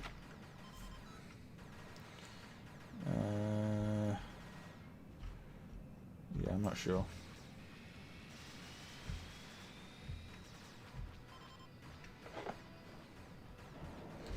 Yeah, if I knew where things were, it'd be a lot easier to actually chase them down and hit them, and I don't. And also, you know, I can't slow down, so I can't turn sharply to catch up with them. Basically, it's still not really a working game. It just actually plays a lot better than it used to.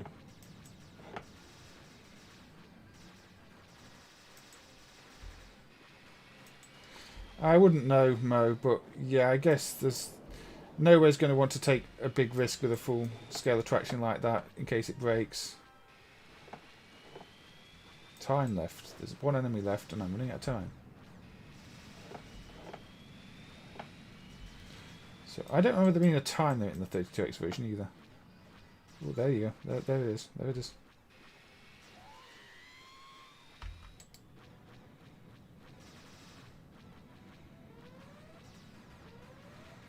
Where's it gone? I've lost the enemy. It's down there. Nope. Oh well, mission incomplete. And yeah, boom.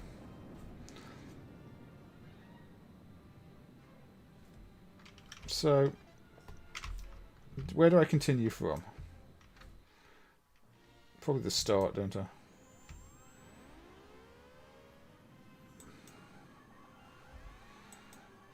Yeah, I'd have to kill them all over again. Yeah, this is just not as good as the Atari game, is it?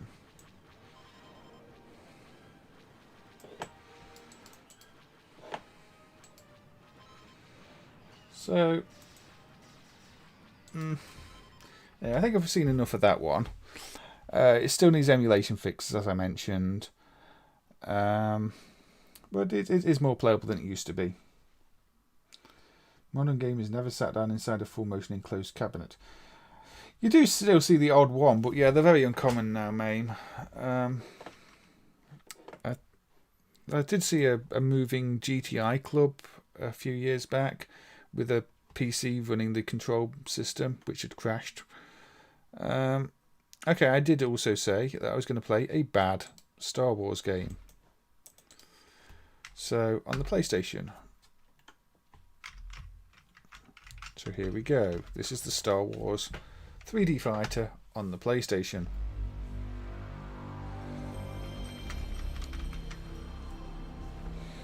The title of it is down in the bottom corner.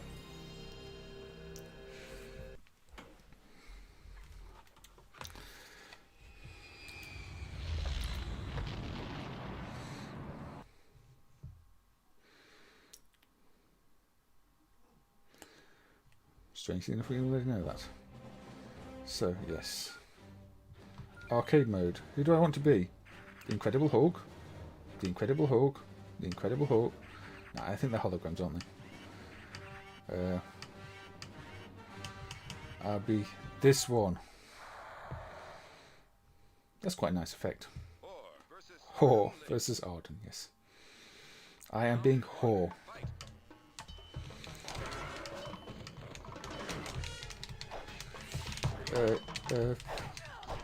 Wow. You know when you read that the controls are really laggy, and you think, they can't be that laggy. They're that laggy. There's like a 2-second delay between me pressing a button and doing the action.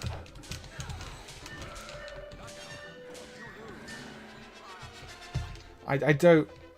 Yeah, I thought this would be bad. I didn't expect it to be quite this bad.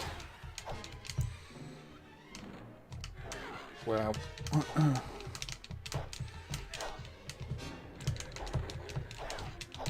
What were they going for here?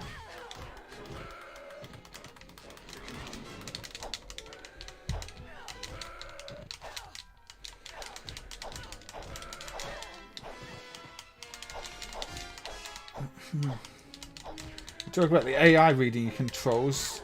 I think, you know, somebody with a telescope 5 million miles away could read your controls in this one and still respond more quickly. Okay, I'll continue. Oh, I still have to be Hall.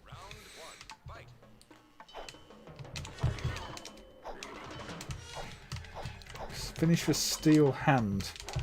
If somebody stole my hands, I wouldn't have to play this game. Well, that's a different type of steel.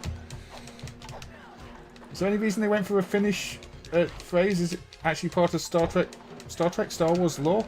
Or have they just decided they think that's a cool title?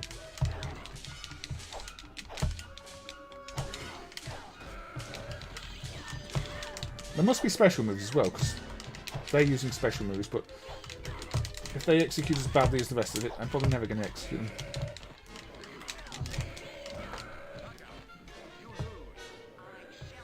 £3 a go. Ouch, that's a bit pricey, Mo. I think I would have passed on that, even if it looked impressive.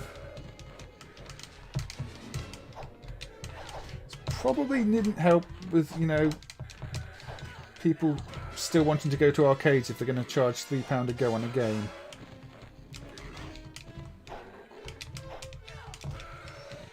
Right. So, unless, like, this is just a really bad character.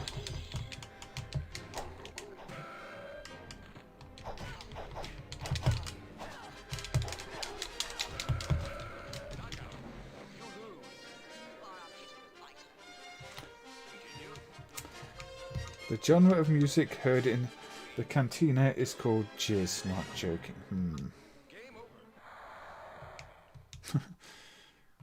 Some characters in episode 1 speak Finnish occasionally.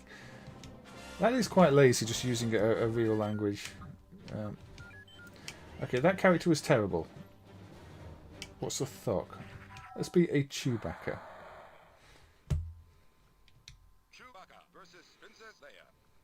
And let's destroy Princess Leia. Oh, it's the same arena, unfortunately. I was hoping we'd go somewhere else. Okay, no, Chewbacca's just as slow.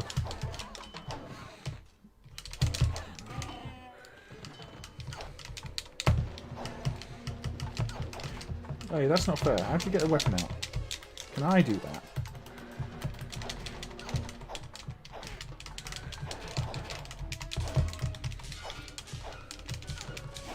I probably should have looked at the manual or the option screen and worked out what the controls were. Or an FAQ. Well, I think any FAQ for this game will probably just say, don't play this game. Okay, I scared her out of the ring.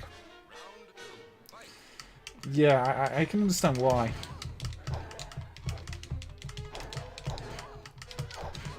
But, you know, I didn't say I was going to play good Star Wars games today.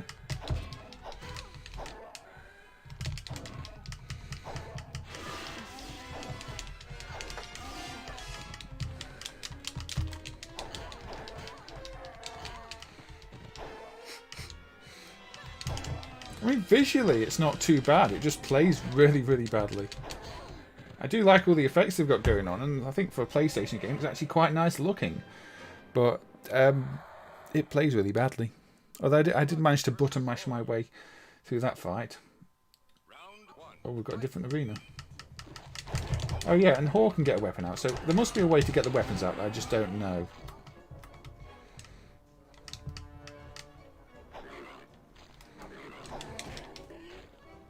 I can rotate around things. That's the technique.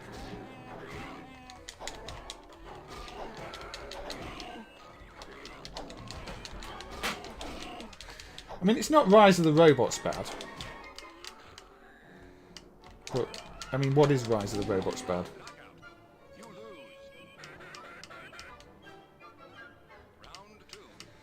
In this case, yeah. In this case, it's not a good Star Wars game, is it? It's not even a good fighting game. It just looked good in screenshots. And then you try and play it. You're probably still not getting the full experience of how bad it is just watching either.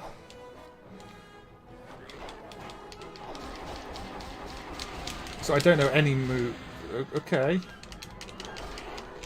Well, I wish I could have done that when I was 4.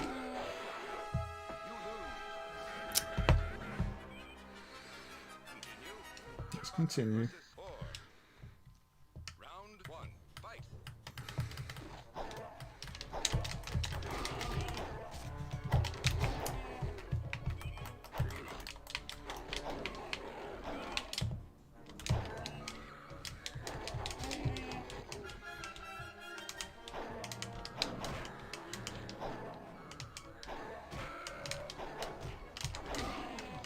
I don't know any moves either. I can't...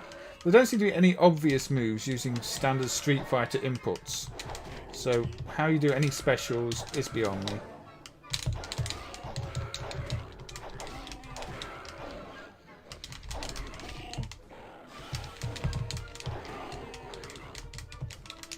Get up. Oh good, I won. Dangerous Streets is a bad game, yes, Mo. In fact, most Amiga fighters, well, even the well-regarded ones like Body Blows, aren't actually that good. I'm still in the ring! That was not ring out. I was clearly still in the ring.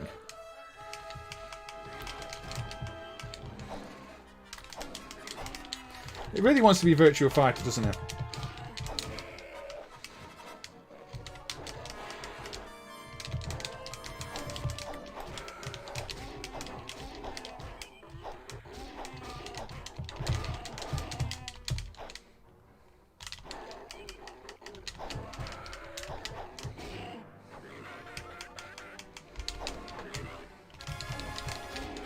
No. Well, I lost. Again. Let's not continue. Maybe. The whole ring out thing is very Virtua Fighter to me. Options. Don't think anybody wants to look at that. Player change it, continue. You see, I would have quite liked that to be a yes by default, but it's obviously it's not.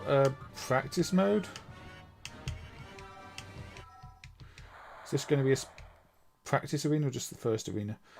I was hoping something would actually let me choose the arena so we could have a look at some different arenas, but oh, we've got a practice arena. Okay. Okay. Tells me what I pressed.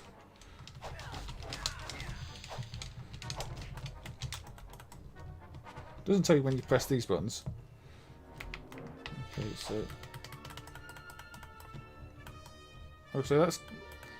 Right, so they do nothing, maybe. I don't know whether they're not mapped properly.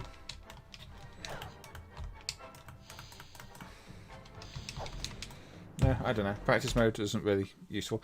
Anyway, yeah, you probably don't want to play that game. It's not very good. So... Where next? Where next? Okay. Let's go with another arcade. Let's go with the isometric Return of the Jedi game. Now this is noteworthy because the background hardware on this has got a special sort of smoothing circuit. So it's actually lower resolution than it looks, and then it smooths the graphics, which not many games did. The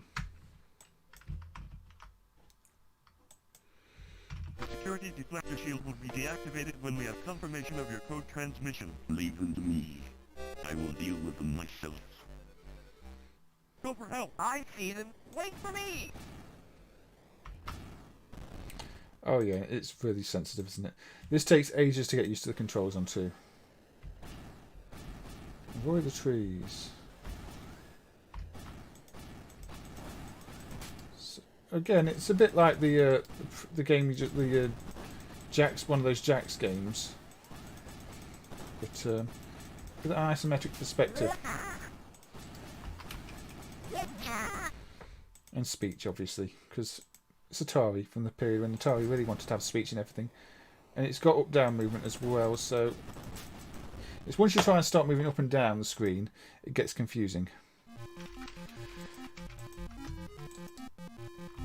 I guess the hype did its job then. I can move the Death Star. That looks a bit silly. The security deflector shield will be deactivated when we have confirmation of your code transmission. Leave them to me. I will deal with them myself. Go for help! I see them! Wait for me!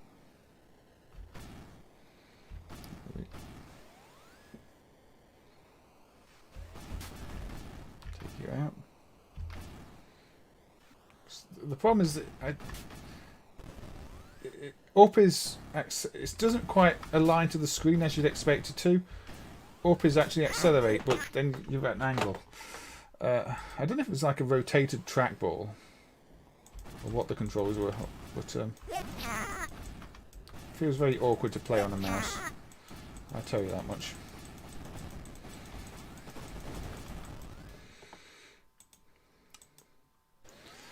Yeah, it was probably based on the same scene. Yes, Rubicant. So, yes. Doesn't surprise me because this was a really popular game. I will deal with them myself. So yeah, there are going to be things copy this. I've played other games that have copied this before on the consoles, well, computers, more home computers. Not so much consoles, but yeah. Maybe this is easy on keyboard. In fact, it probably is. Yeah. Trying to play it with actual analog controls is much more difficult. Also, Rubicant, welcome. I hope you're doing well.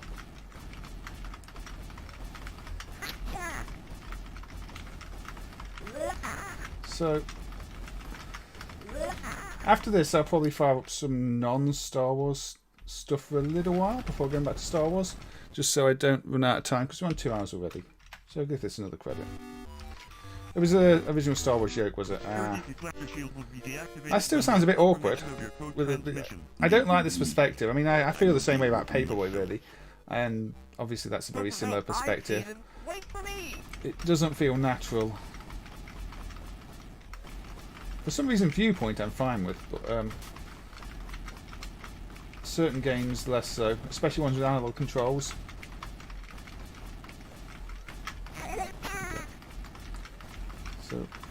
So get the trap.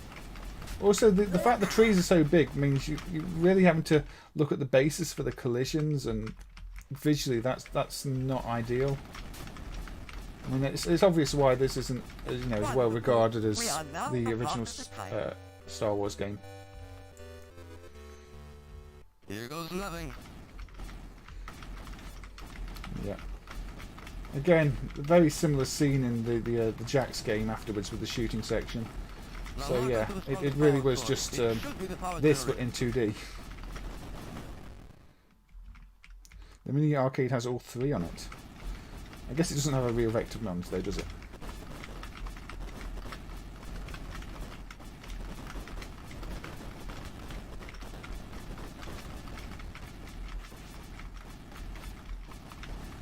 So yeah, if you were going to play this, I'd recommend playing it on keyboard. Playing it on mouse is difficult. Maybe you play it on a pad with analog stick. It's better. Nah, back out again.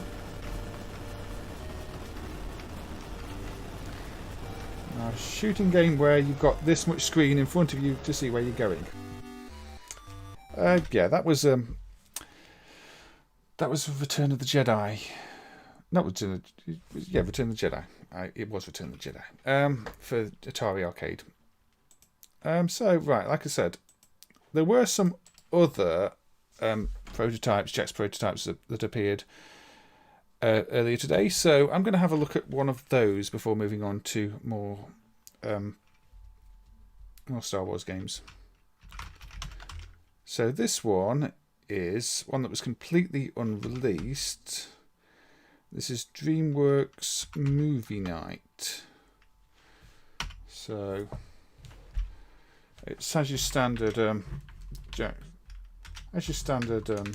import thing. So October the 18th, 2006 is the build date for it. Get your checksums up. So yeah, there you go. Control the test, A and B. Press the menu button to quit. There you go. So yeah, this won't be in the supporting the next MAME release because it's missed the freeze period. So the next release is on Wednesday, but it should be in the one after that, the end of next month.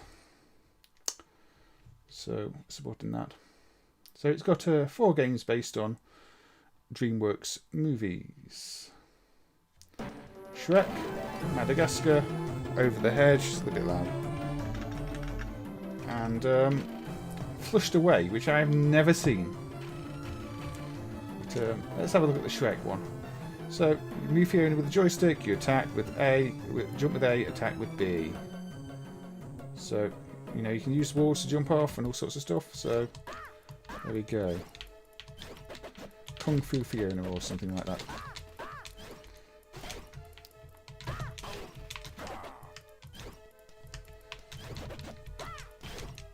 Bounce on your head.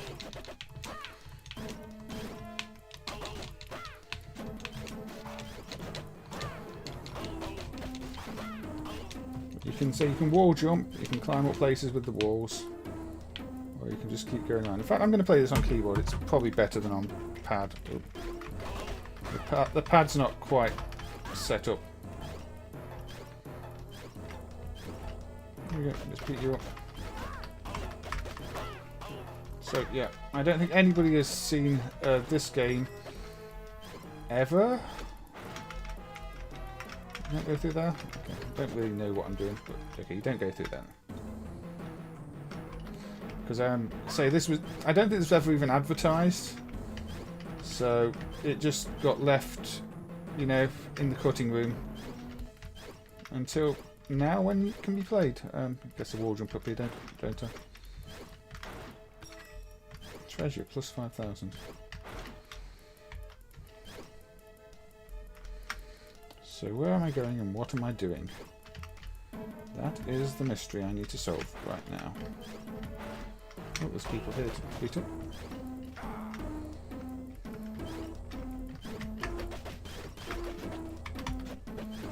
You don't. Press up and beat it uppercut. There you go, see? Nice little hints it gives you. Wall jump up here. Get that one. Combo. So yeah, this has got a really nice little control system for a plug and play game. Platform beat 'em up really. And look, wall slam gets you points if you hit them off the wall. And there we go. You clear the enemies on the stage, you clear the stage. So yeah, I mean, this I think this should have been released. This is a really nice little game. So I don't know quite why it wasn't, because there were worse plug and plays that were released. Many worse ones. This has a nice smooth... It's got really good animations too. So clearing out the enemies. I like the look of the Avatar one as well, but that's not jumped yet. Do a Sonic-like roll. Unfortunately, jumping them is quite difficult because the epoxy blobs try and uppercut in mid-air. You see, it's giving you more tips. So you get a double jump uppercut. 2 enemies at once. So it's context aware when you're killing the enemies. A bit of a wall run there too. As you see. So you know, Fiona here is quite mobile. As long as you win in the first place. There we go. Wall climb. Get the treasure from up here.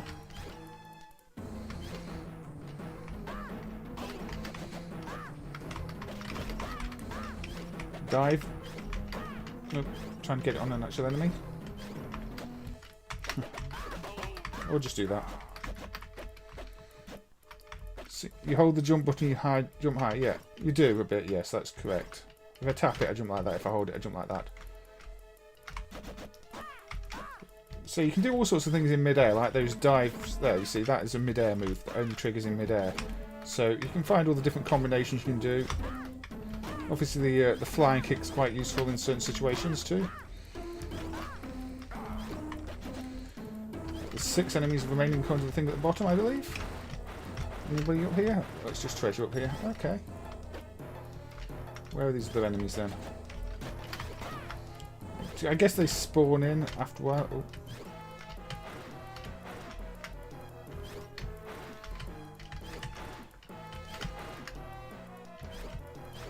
There we go.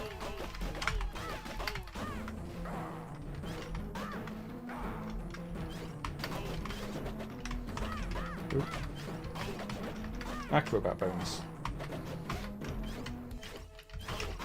So I'm not entirely sure of all the moves. Flying punches. I guess you'll learn the moves as you go along. Obviously, double uppercuts that. That's just punch. Ooh.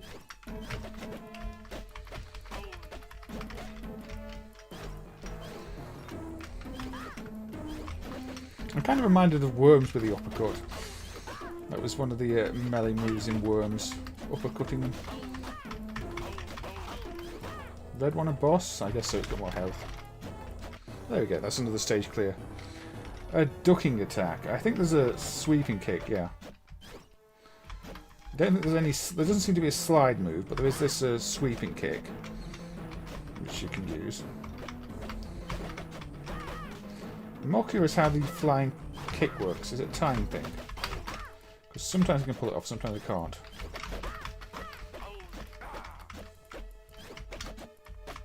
Maybe it's a timing thing.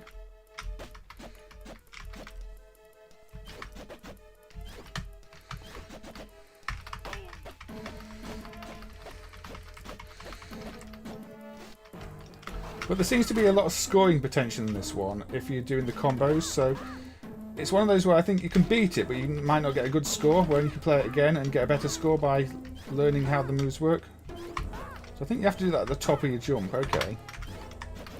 So if you're at the very top of your jump, maybe your flying kick, or falling your flying kick. Or maybe it's a hold it down for a certain amount of time thing. Oh, I did a roll then. Oh, I can do... Press diagonal to do a roll. And I rolled it into a combo. There you go, you see. Again, a nice little technique there. The war run. So they've thought a lot about how the character controls in this one. It might be that as well, yeah. It might be a speed thing. So momentum, speed. This game with the war runs, it's speed. It's kind of got a Prince of Persia feel, but more fluid. One of the newer Prince of Persia games. More treasure. Ooh, that's not where you jump there.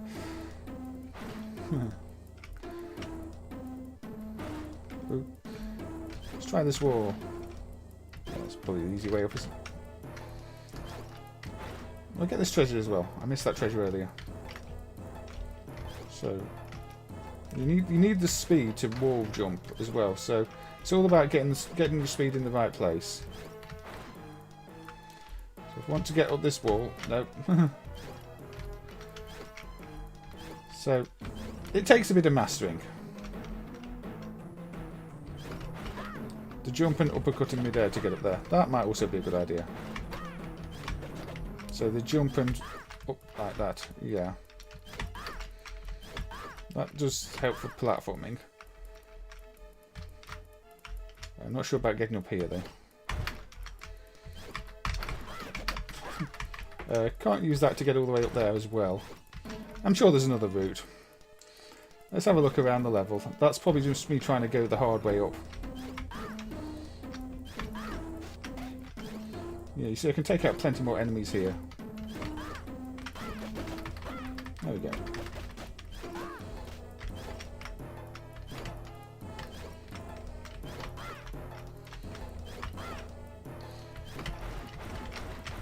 There you go, you see him get up there that way. I think that's exactly the same place as well. So I was just trying to go up there the hard way. But I'm sure if you mastered the controls, you could get up there the hard way. Yeah.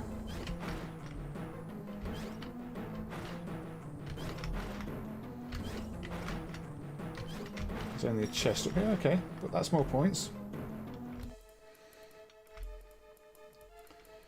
But,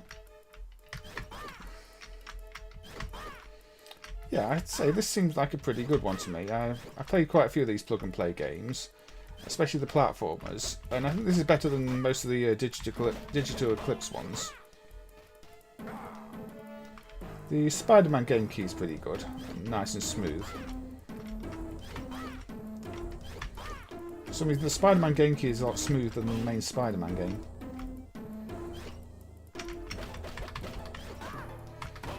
Yep, okay. So anyway, that's the Shrek one in it. We'll have a look at the other games because obviously this is a Star Wars theme stream, but I wanted to show this off because it fits in with the prototypes. So let's have a look at the other games in it and see what they're like. So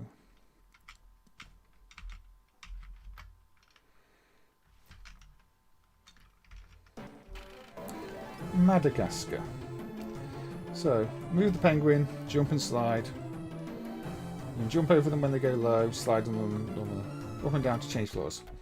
So this is a search out keys and search out things to rescue. You're rescuing your penguiny friends. So you can slide along, you go up the lifts, bit elevator action like, and you know you've got lifts to go up and down. But it's also maze like. Kind of reminds me a bit of the Scooby-Doo game with the doors, which was a different plug and play. There's a key down there, but I can't get to it yet. I've got to find a way to it.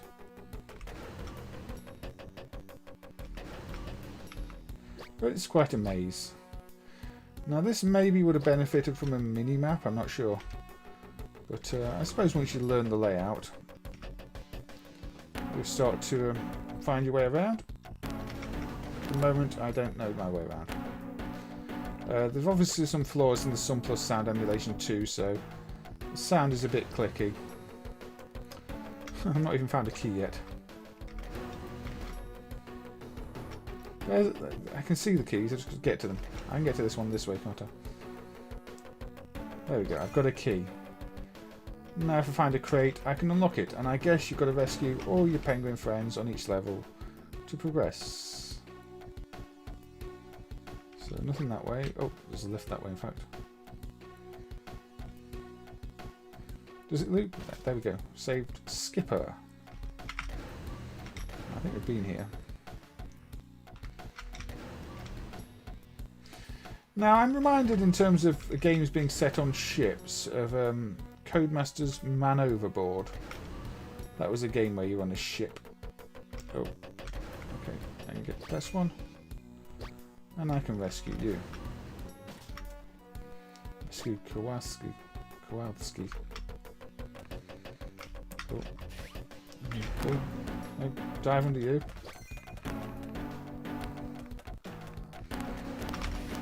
Oh, got caught.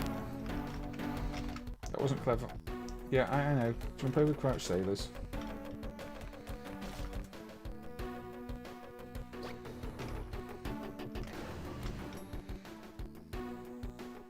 I'm on the bridge. Not much to do on the bridge, is there? Get a key though. Rescue. Oh, you again. Where am I going? Going this way. So again, it seems like a well-programmed game, this one. Not quite as creative in the control scheme as the others. It's a more simple game. But it does work. It does play as you'd want it to. So yeah. It's just a case of finding keys and finding the crates. I rescued Private. I don't know how many penguins there are on each level. Maybe that's a Penguins of Madagascar lore thing where anybody who's watched the movies would know.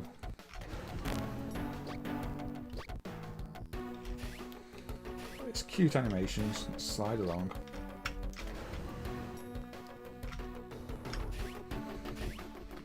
Nothing down here.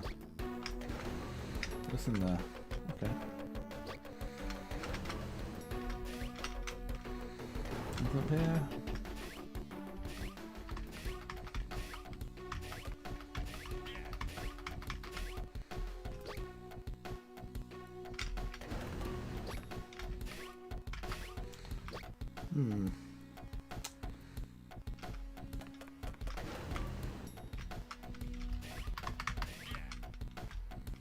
Up here.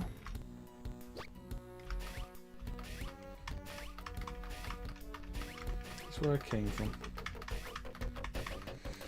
So yeah, I'll probably move on to another game in a minute because I haven't mapped this out in my head yet, so I don't know where anything is. I'm assuming there's not many more left. There's probably one more key and one more penguin somewhere.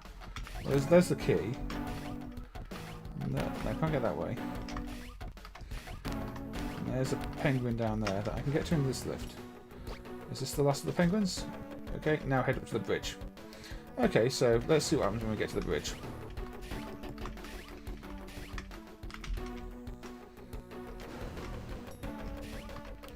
You're not a fan of this one, Super Vorteca? It's not as good as the previous one, no. The Shrek game is a much better game. Yeah, I gotta get the bridge through, haven't I? It's quite a maze of a ship, this.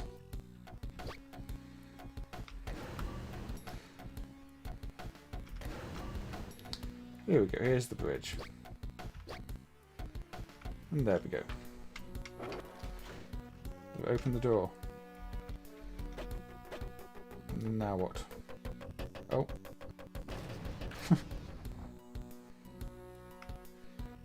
You're going to steal the ship, are you? There we go. Nice little animation, that, actually. So, stage 2, similar thing. Different arrangement. So, yeah, that's the Madagascar one.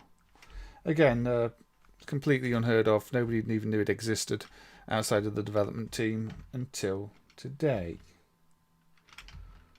So, nice find.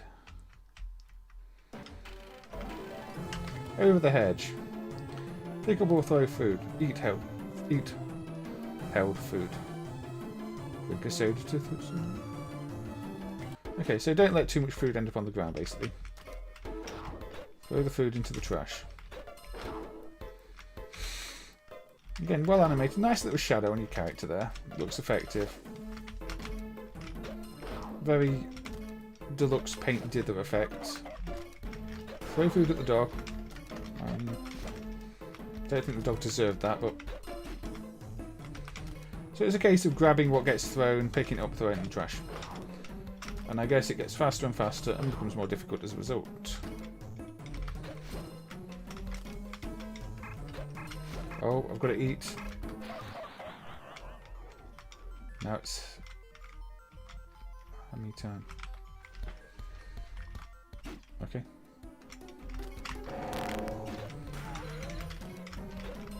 So eat to keep your energy up. Yeah. It's the tidying up simulator. Stage 2 starts immediately. That basketball with food. I think maybe that's what it could have done with it. Could have done with maybe holding down to aim, so it's more of a challenge to aim it into the bin.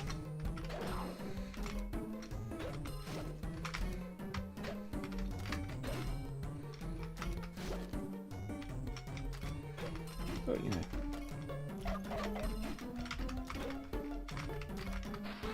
So what does hammy time? Oh, hammy time just freezes things, which I guess gives you more time to clear up if it's busy, but it's not busy because, you know, I've done quite a good job of putting everything in the bin.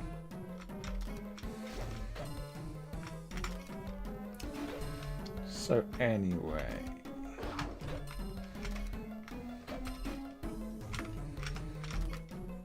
you get the idea. So let's have a look at the final game in this one,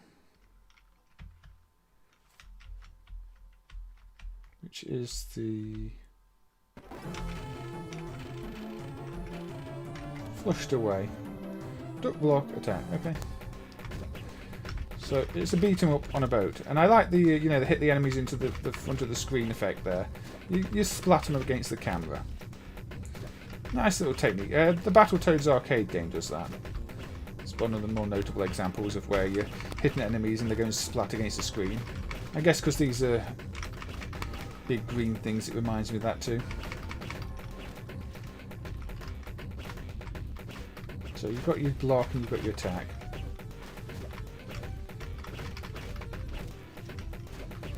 So, we'll be back to Star Wars games shortly,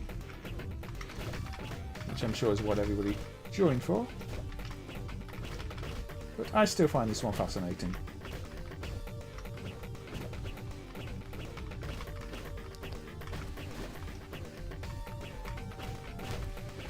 So yeah, I mean, I feel like I shouldn't play too much of these because I'll be spoiling it for people who might want to experience it for themselves.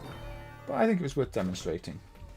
So we'll call an end to doing those ones now. So let's get back to some Star Wars and yeah, see what we can come up with. Right. We started with the Atari Star Wars game. I'm going to have a look at a port of that to the Amstrad CPC. So let's see how it fared on a home computer system. Speed the loading a bit. Lovely loading sounds.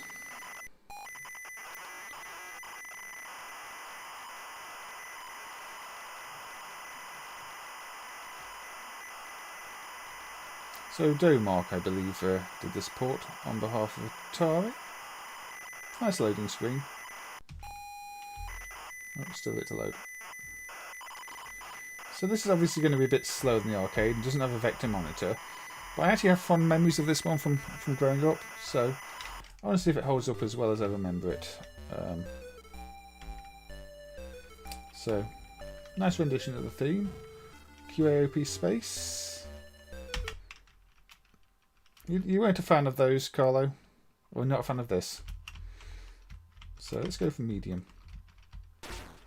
So obviously the pace is slower. Quite significantly slower. Slower than I remember it being. But it is the classic Atari Vector Star Wars game on an 8-bit microcomputer.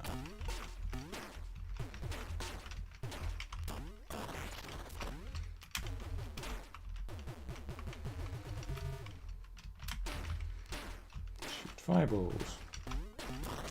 Now this is running in the Amstrad's mode 1, which is the 4-colour mode. But kind of works for a vector game where you've got your primary colours anyway, and they've added a bit of extra blue just for the fireballs. Obviously the arcade had lots of cycly colours and everything too, but you've got your primary line colours.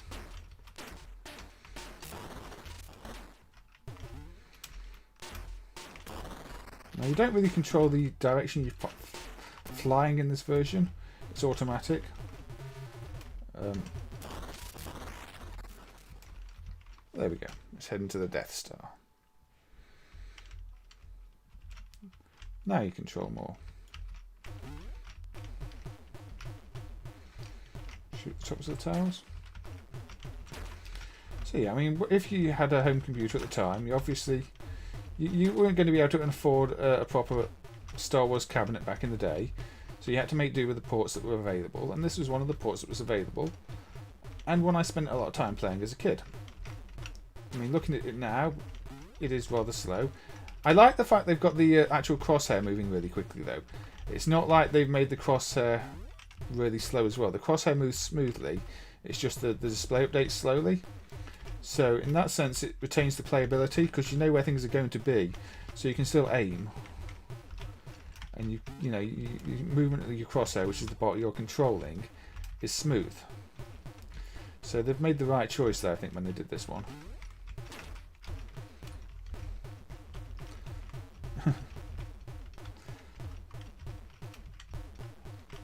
I already tried the X68K version, Carlo. I did that earlier. And it was quite an interesting one to have a look at. But yeah, I also wanted to play one that I remember from my childhood, from growing up. And yeah, it's after playing the arcade earlier, it's not that impressive anymore. But you know, it's still not a bad game really. Now this section manages to get a bit more of the speed. Not fast, but you know, it's moving along at a decent rate for an 8-bit game.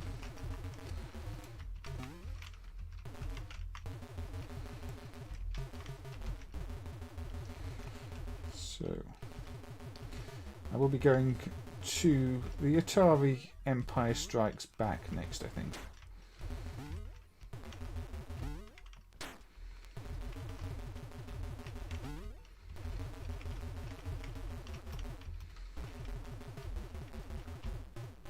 Shield is gone. No. Exhaust port ahead. There we go. Do we get a nice explosion? There we do. We get a very nice explosion. Yeah, I mean, I think all the home computer ports for the 8-bits are going to be a bit chuggy. I mean, the C64's got weaker CPU, so it's probably going to be even worse. Anyway, yeah, so the Amstrad CPC port. It's actually an enjoyable one, at least to me. But that might just be because it's nostalgic to me. So where are we going now? I said we're going to have a look at The Empire Strikes Back, which is Atari's 1985 follow-up, the most direct sequel to the arcade original the Star Wars game. Also vector monitor, also very pretty. He could destroy us. May the Force be with you. Oh, Darth Vader's executor is searching. Outside the base.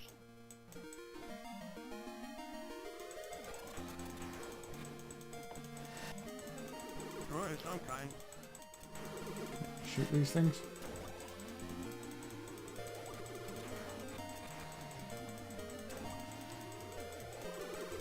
General, prepare your...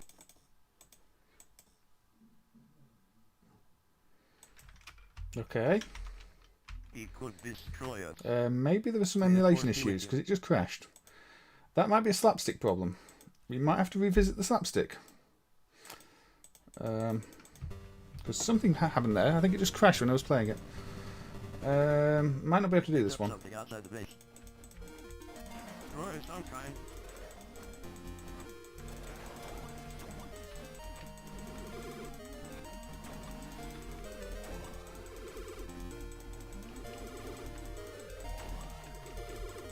General, prepare your troops. The Force is with you. We have spotted Imperial walkers. Yeah, I think there might be a few issues here.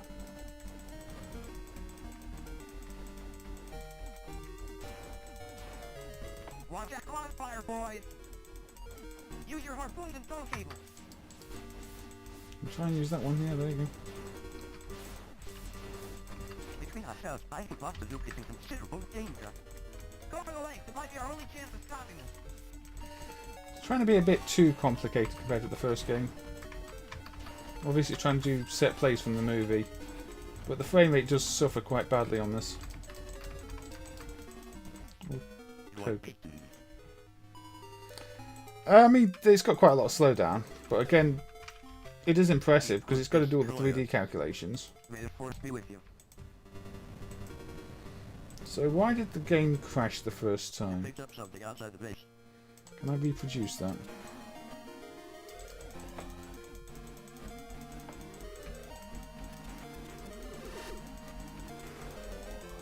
some kind. Watch that crossfire, boy!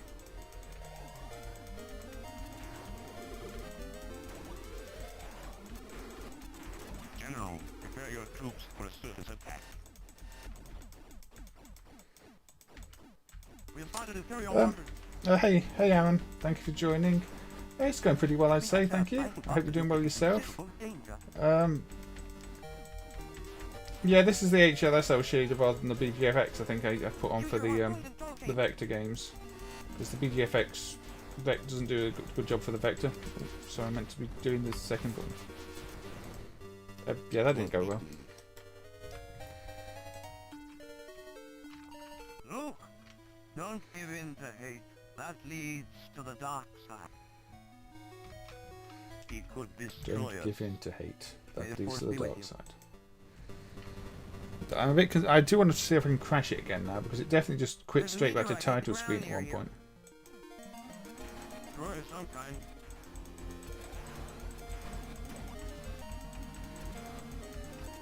Watch that crossfire, boy!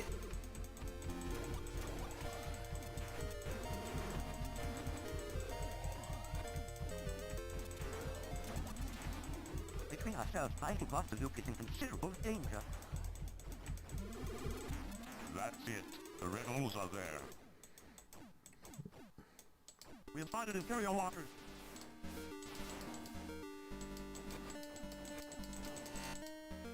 That was definitely in hard mode. Let's put it on easy mode. Don't give in to hate. That leads to the dark side. He could destroy us. Yeah, I definitely prefer the original release of Star Wars over the sequel.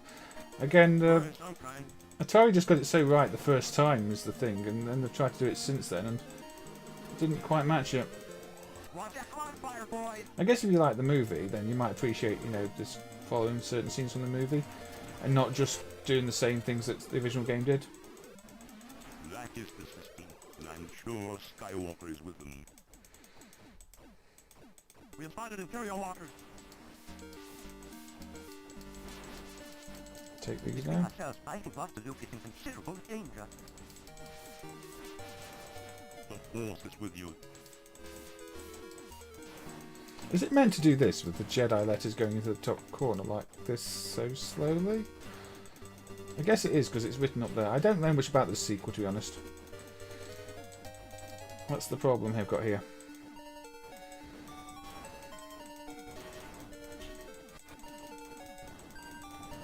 I've not crashed it again. That's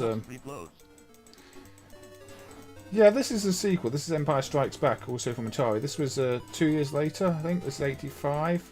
The original was 83. With a. Don't give in to hate. But I'll give it another go. I'll give it one more go. He could destroy us. But yeah, this was never as popular. It did still get home ports. I think there's a CPC version of this one too. But as a game, it was just never as popular. Oh, and yeah, it's reset again. So yeah, I think there's probably an emulation issue with this one at the moment, because that's 2 resets to title screen I've had after coining it up. He could destroy us. May the Force be with you. I'll have to have a word with other Aaron or Olivia. We picked up something outside the base. Because that to me kind of screams slapstick issue. I don't think it's going to be a Watchdog reset for another reason. But it's not every time. Watch that crossfire, boy. Anyway, I'm going to move on to another game because that one does need a bit of attention by the looks of it, unfortunately. So, what should I look at? There's not much point in me looking at Star Wars Trilogy in MAME because it runs too slowly to play. So, let's have a look at a Game Boy Advance thing. Let's bring up our Game Boy Advance emulation.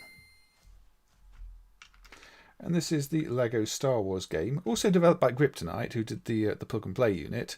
But this is Lego Star Wars on the Game Boy Advance. What extras hardware does Star Wars have? I'm not sure what would you count as extra. It was a dedicated board, so nothing was extra.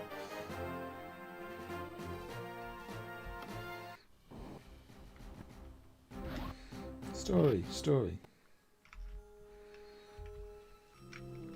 So yeah, it's always interesting to see these Lego games on 2D systems because they're more known for being the 3D things.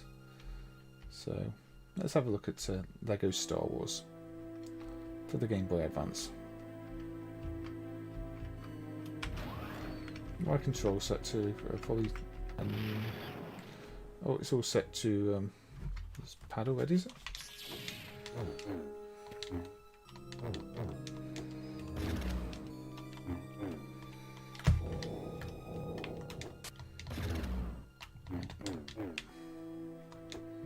Let's get some of these studs.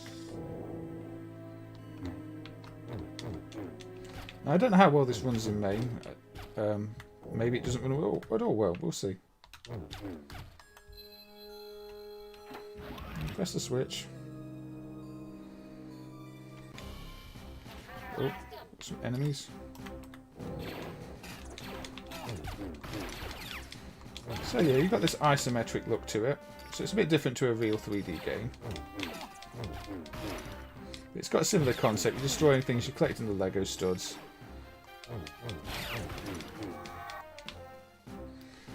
This is the first name in the book. You think people just gave up when picking names, just pick the first one? I mean, I don't know that many Aarons, to be fair.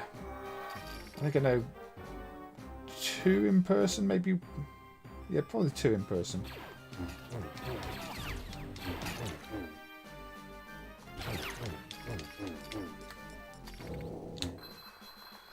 Okay, you build that like that. Okay.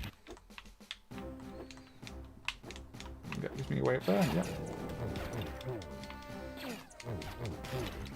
So yeah, obviously these Lego games end up becoming really popular, but the Star Wars ones were some of the earlier ones.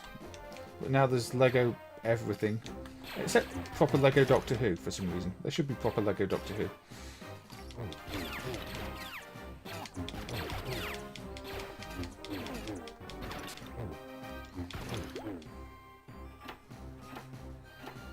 Should open door. Yep.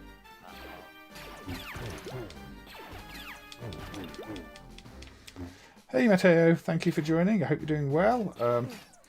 The stream's not going to last too much longer, so if you've been lurking, I hope you've enjoyed what you've seen. If not, you might end up wanting to catch up later on the when it's on YouTube, well, after the stream's over. But thank you for joining. It's always good to see new faces.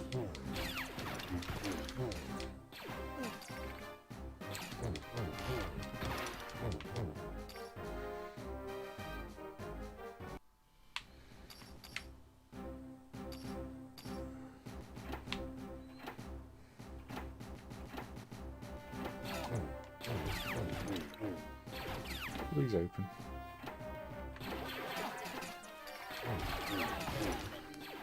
Oh.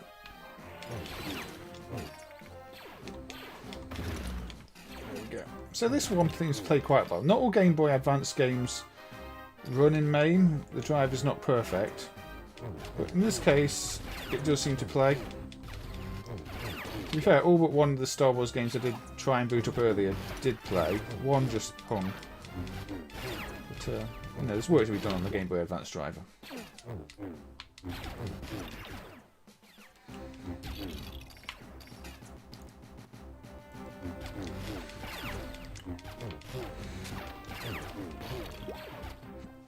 Pardon me? Wait.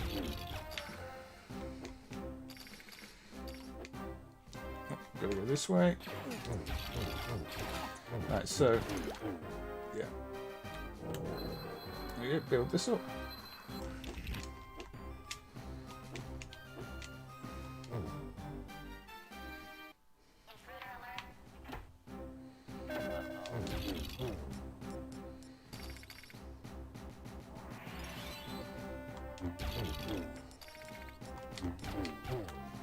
Oh, they're down there. Okay.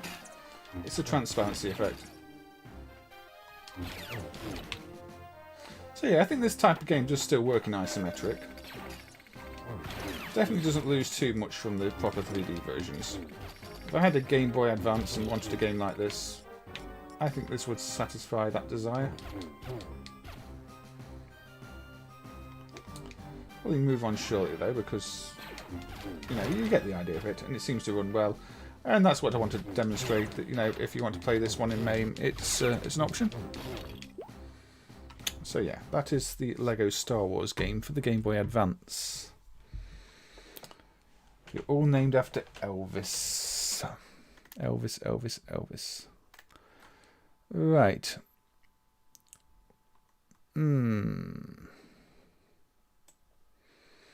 Okay. Okay. Let's go with Master System. Let's play a little bit of the Master System Star Wars game. Hey, City Game Victor Fernandez. How are you doing? Welcome to the stream. Oh, Elvis's name is actually Aaron, is it? I wasn't aware of that. I'm not a big Elvis follower. Elvisite? What would you call an Elvis follower?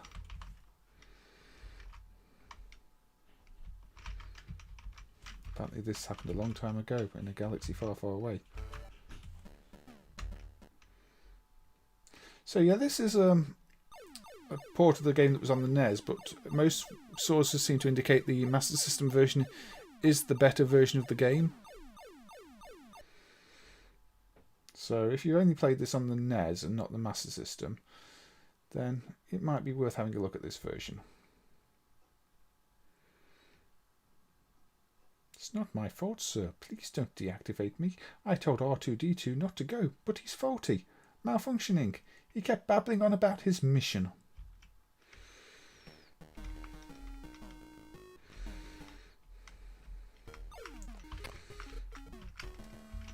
Now, for some reason, it almost immediately reminds me of the Global Gladiators game.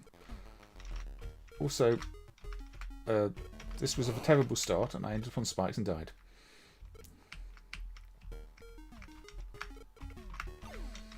The controls are a little bit slippery, I have to say.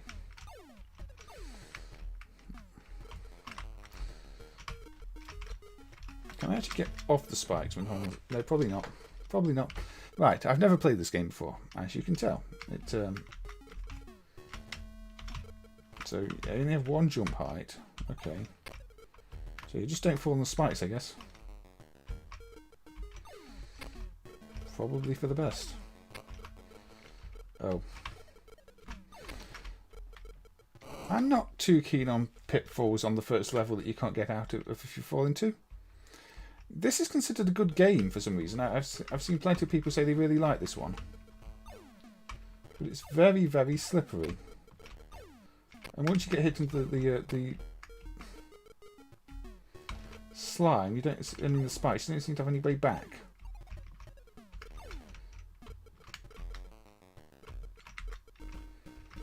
So you have to be very careful with your jumps. Oh, okay, that's a pickup. Either that or I'm missing something.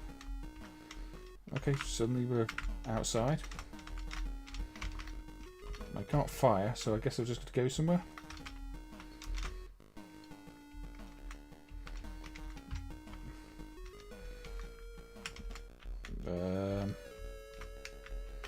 Don't know where I'm going. There? Okay.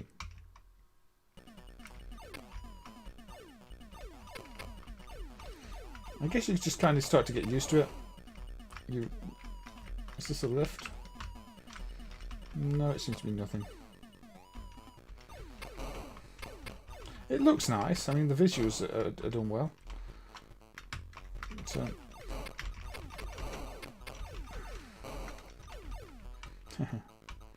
Oh, well, I fell down.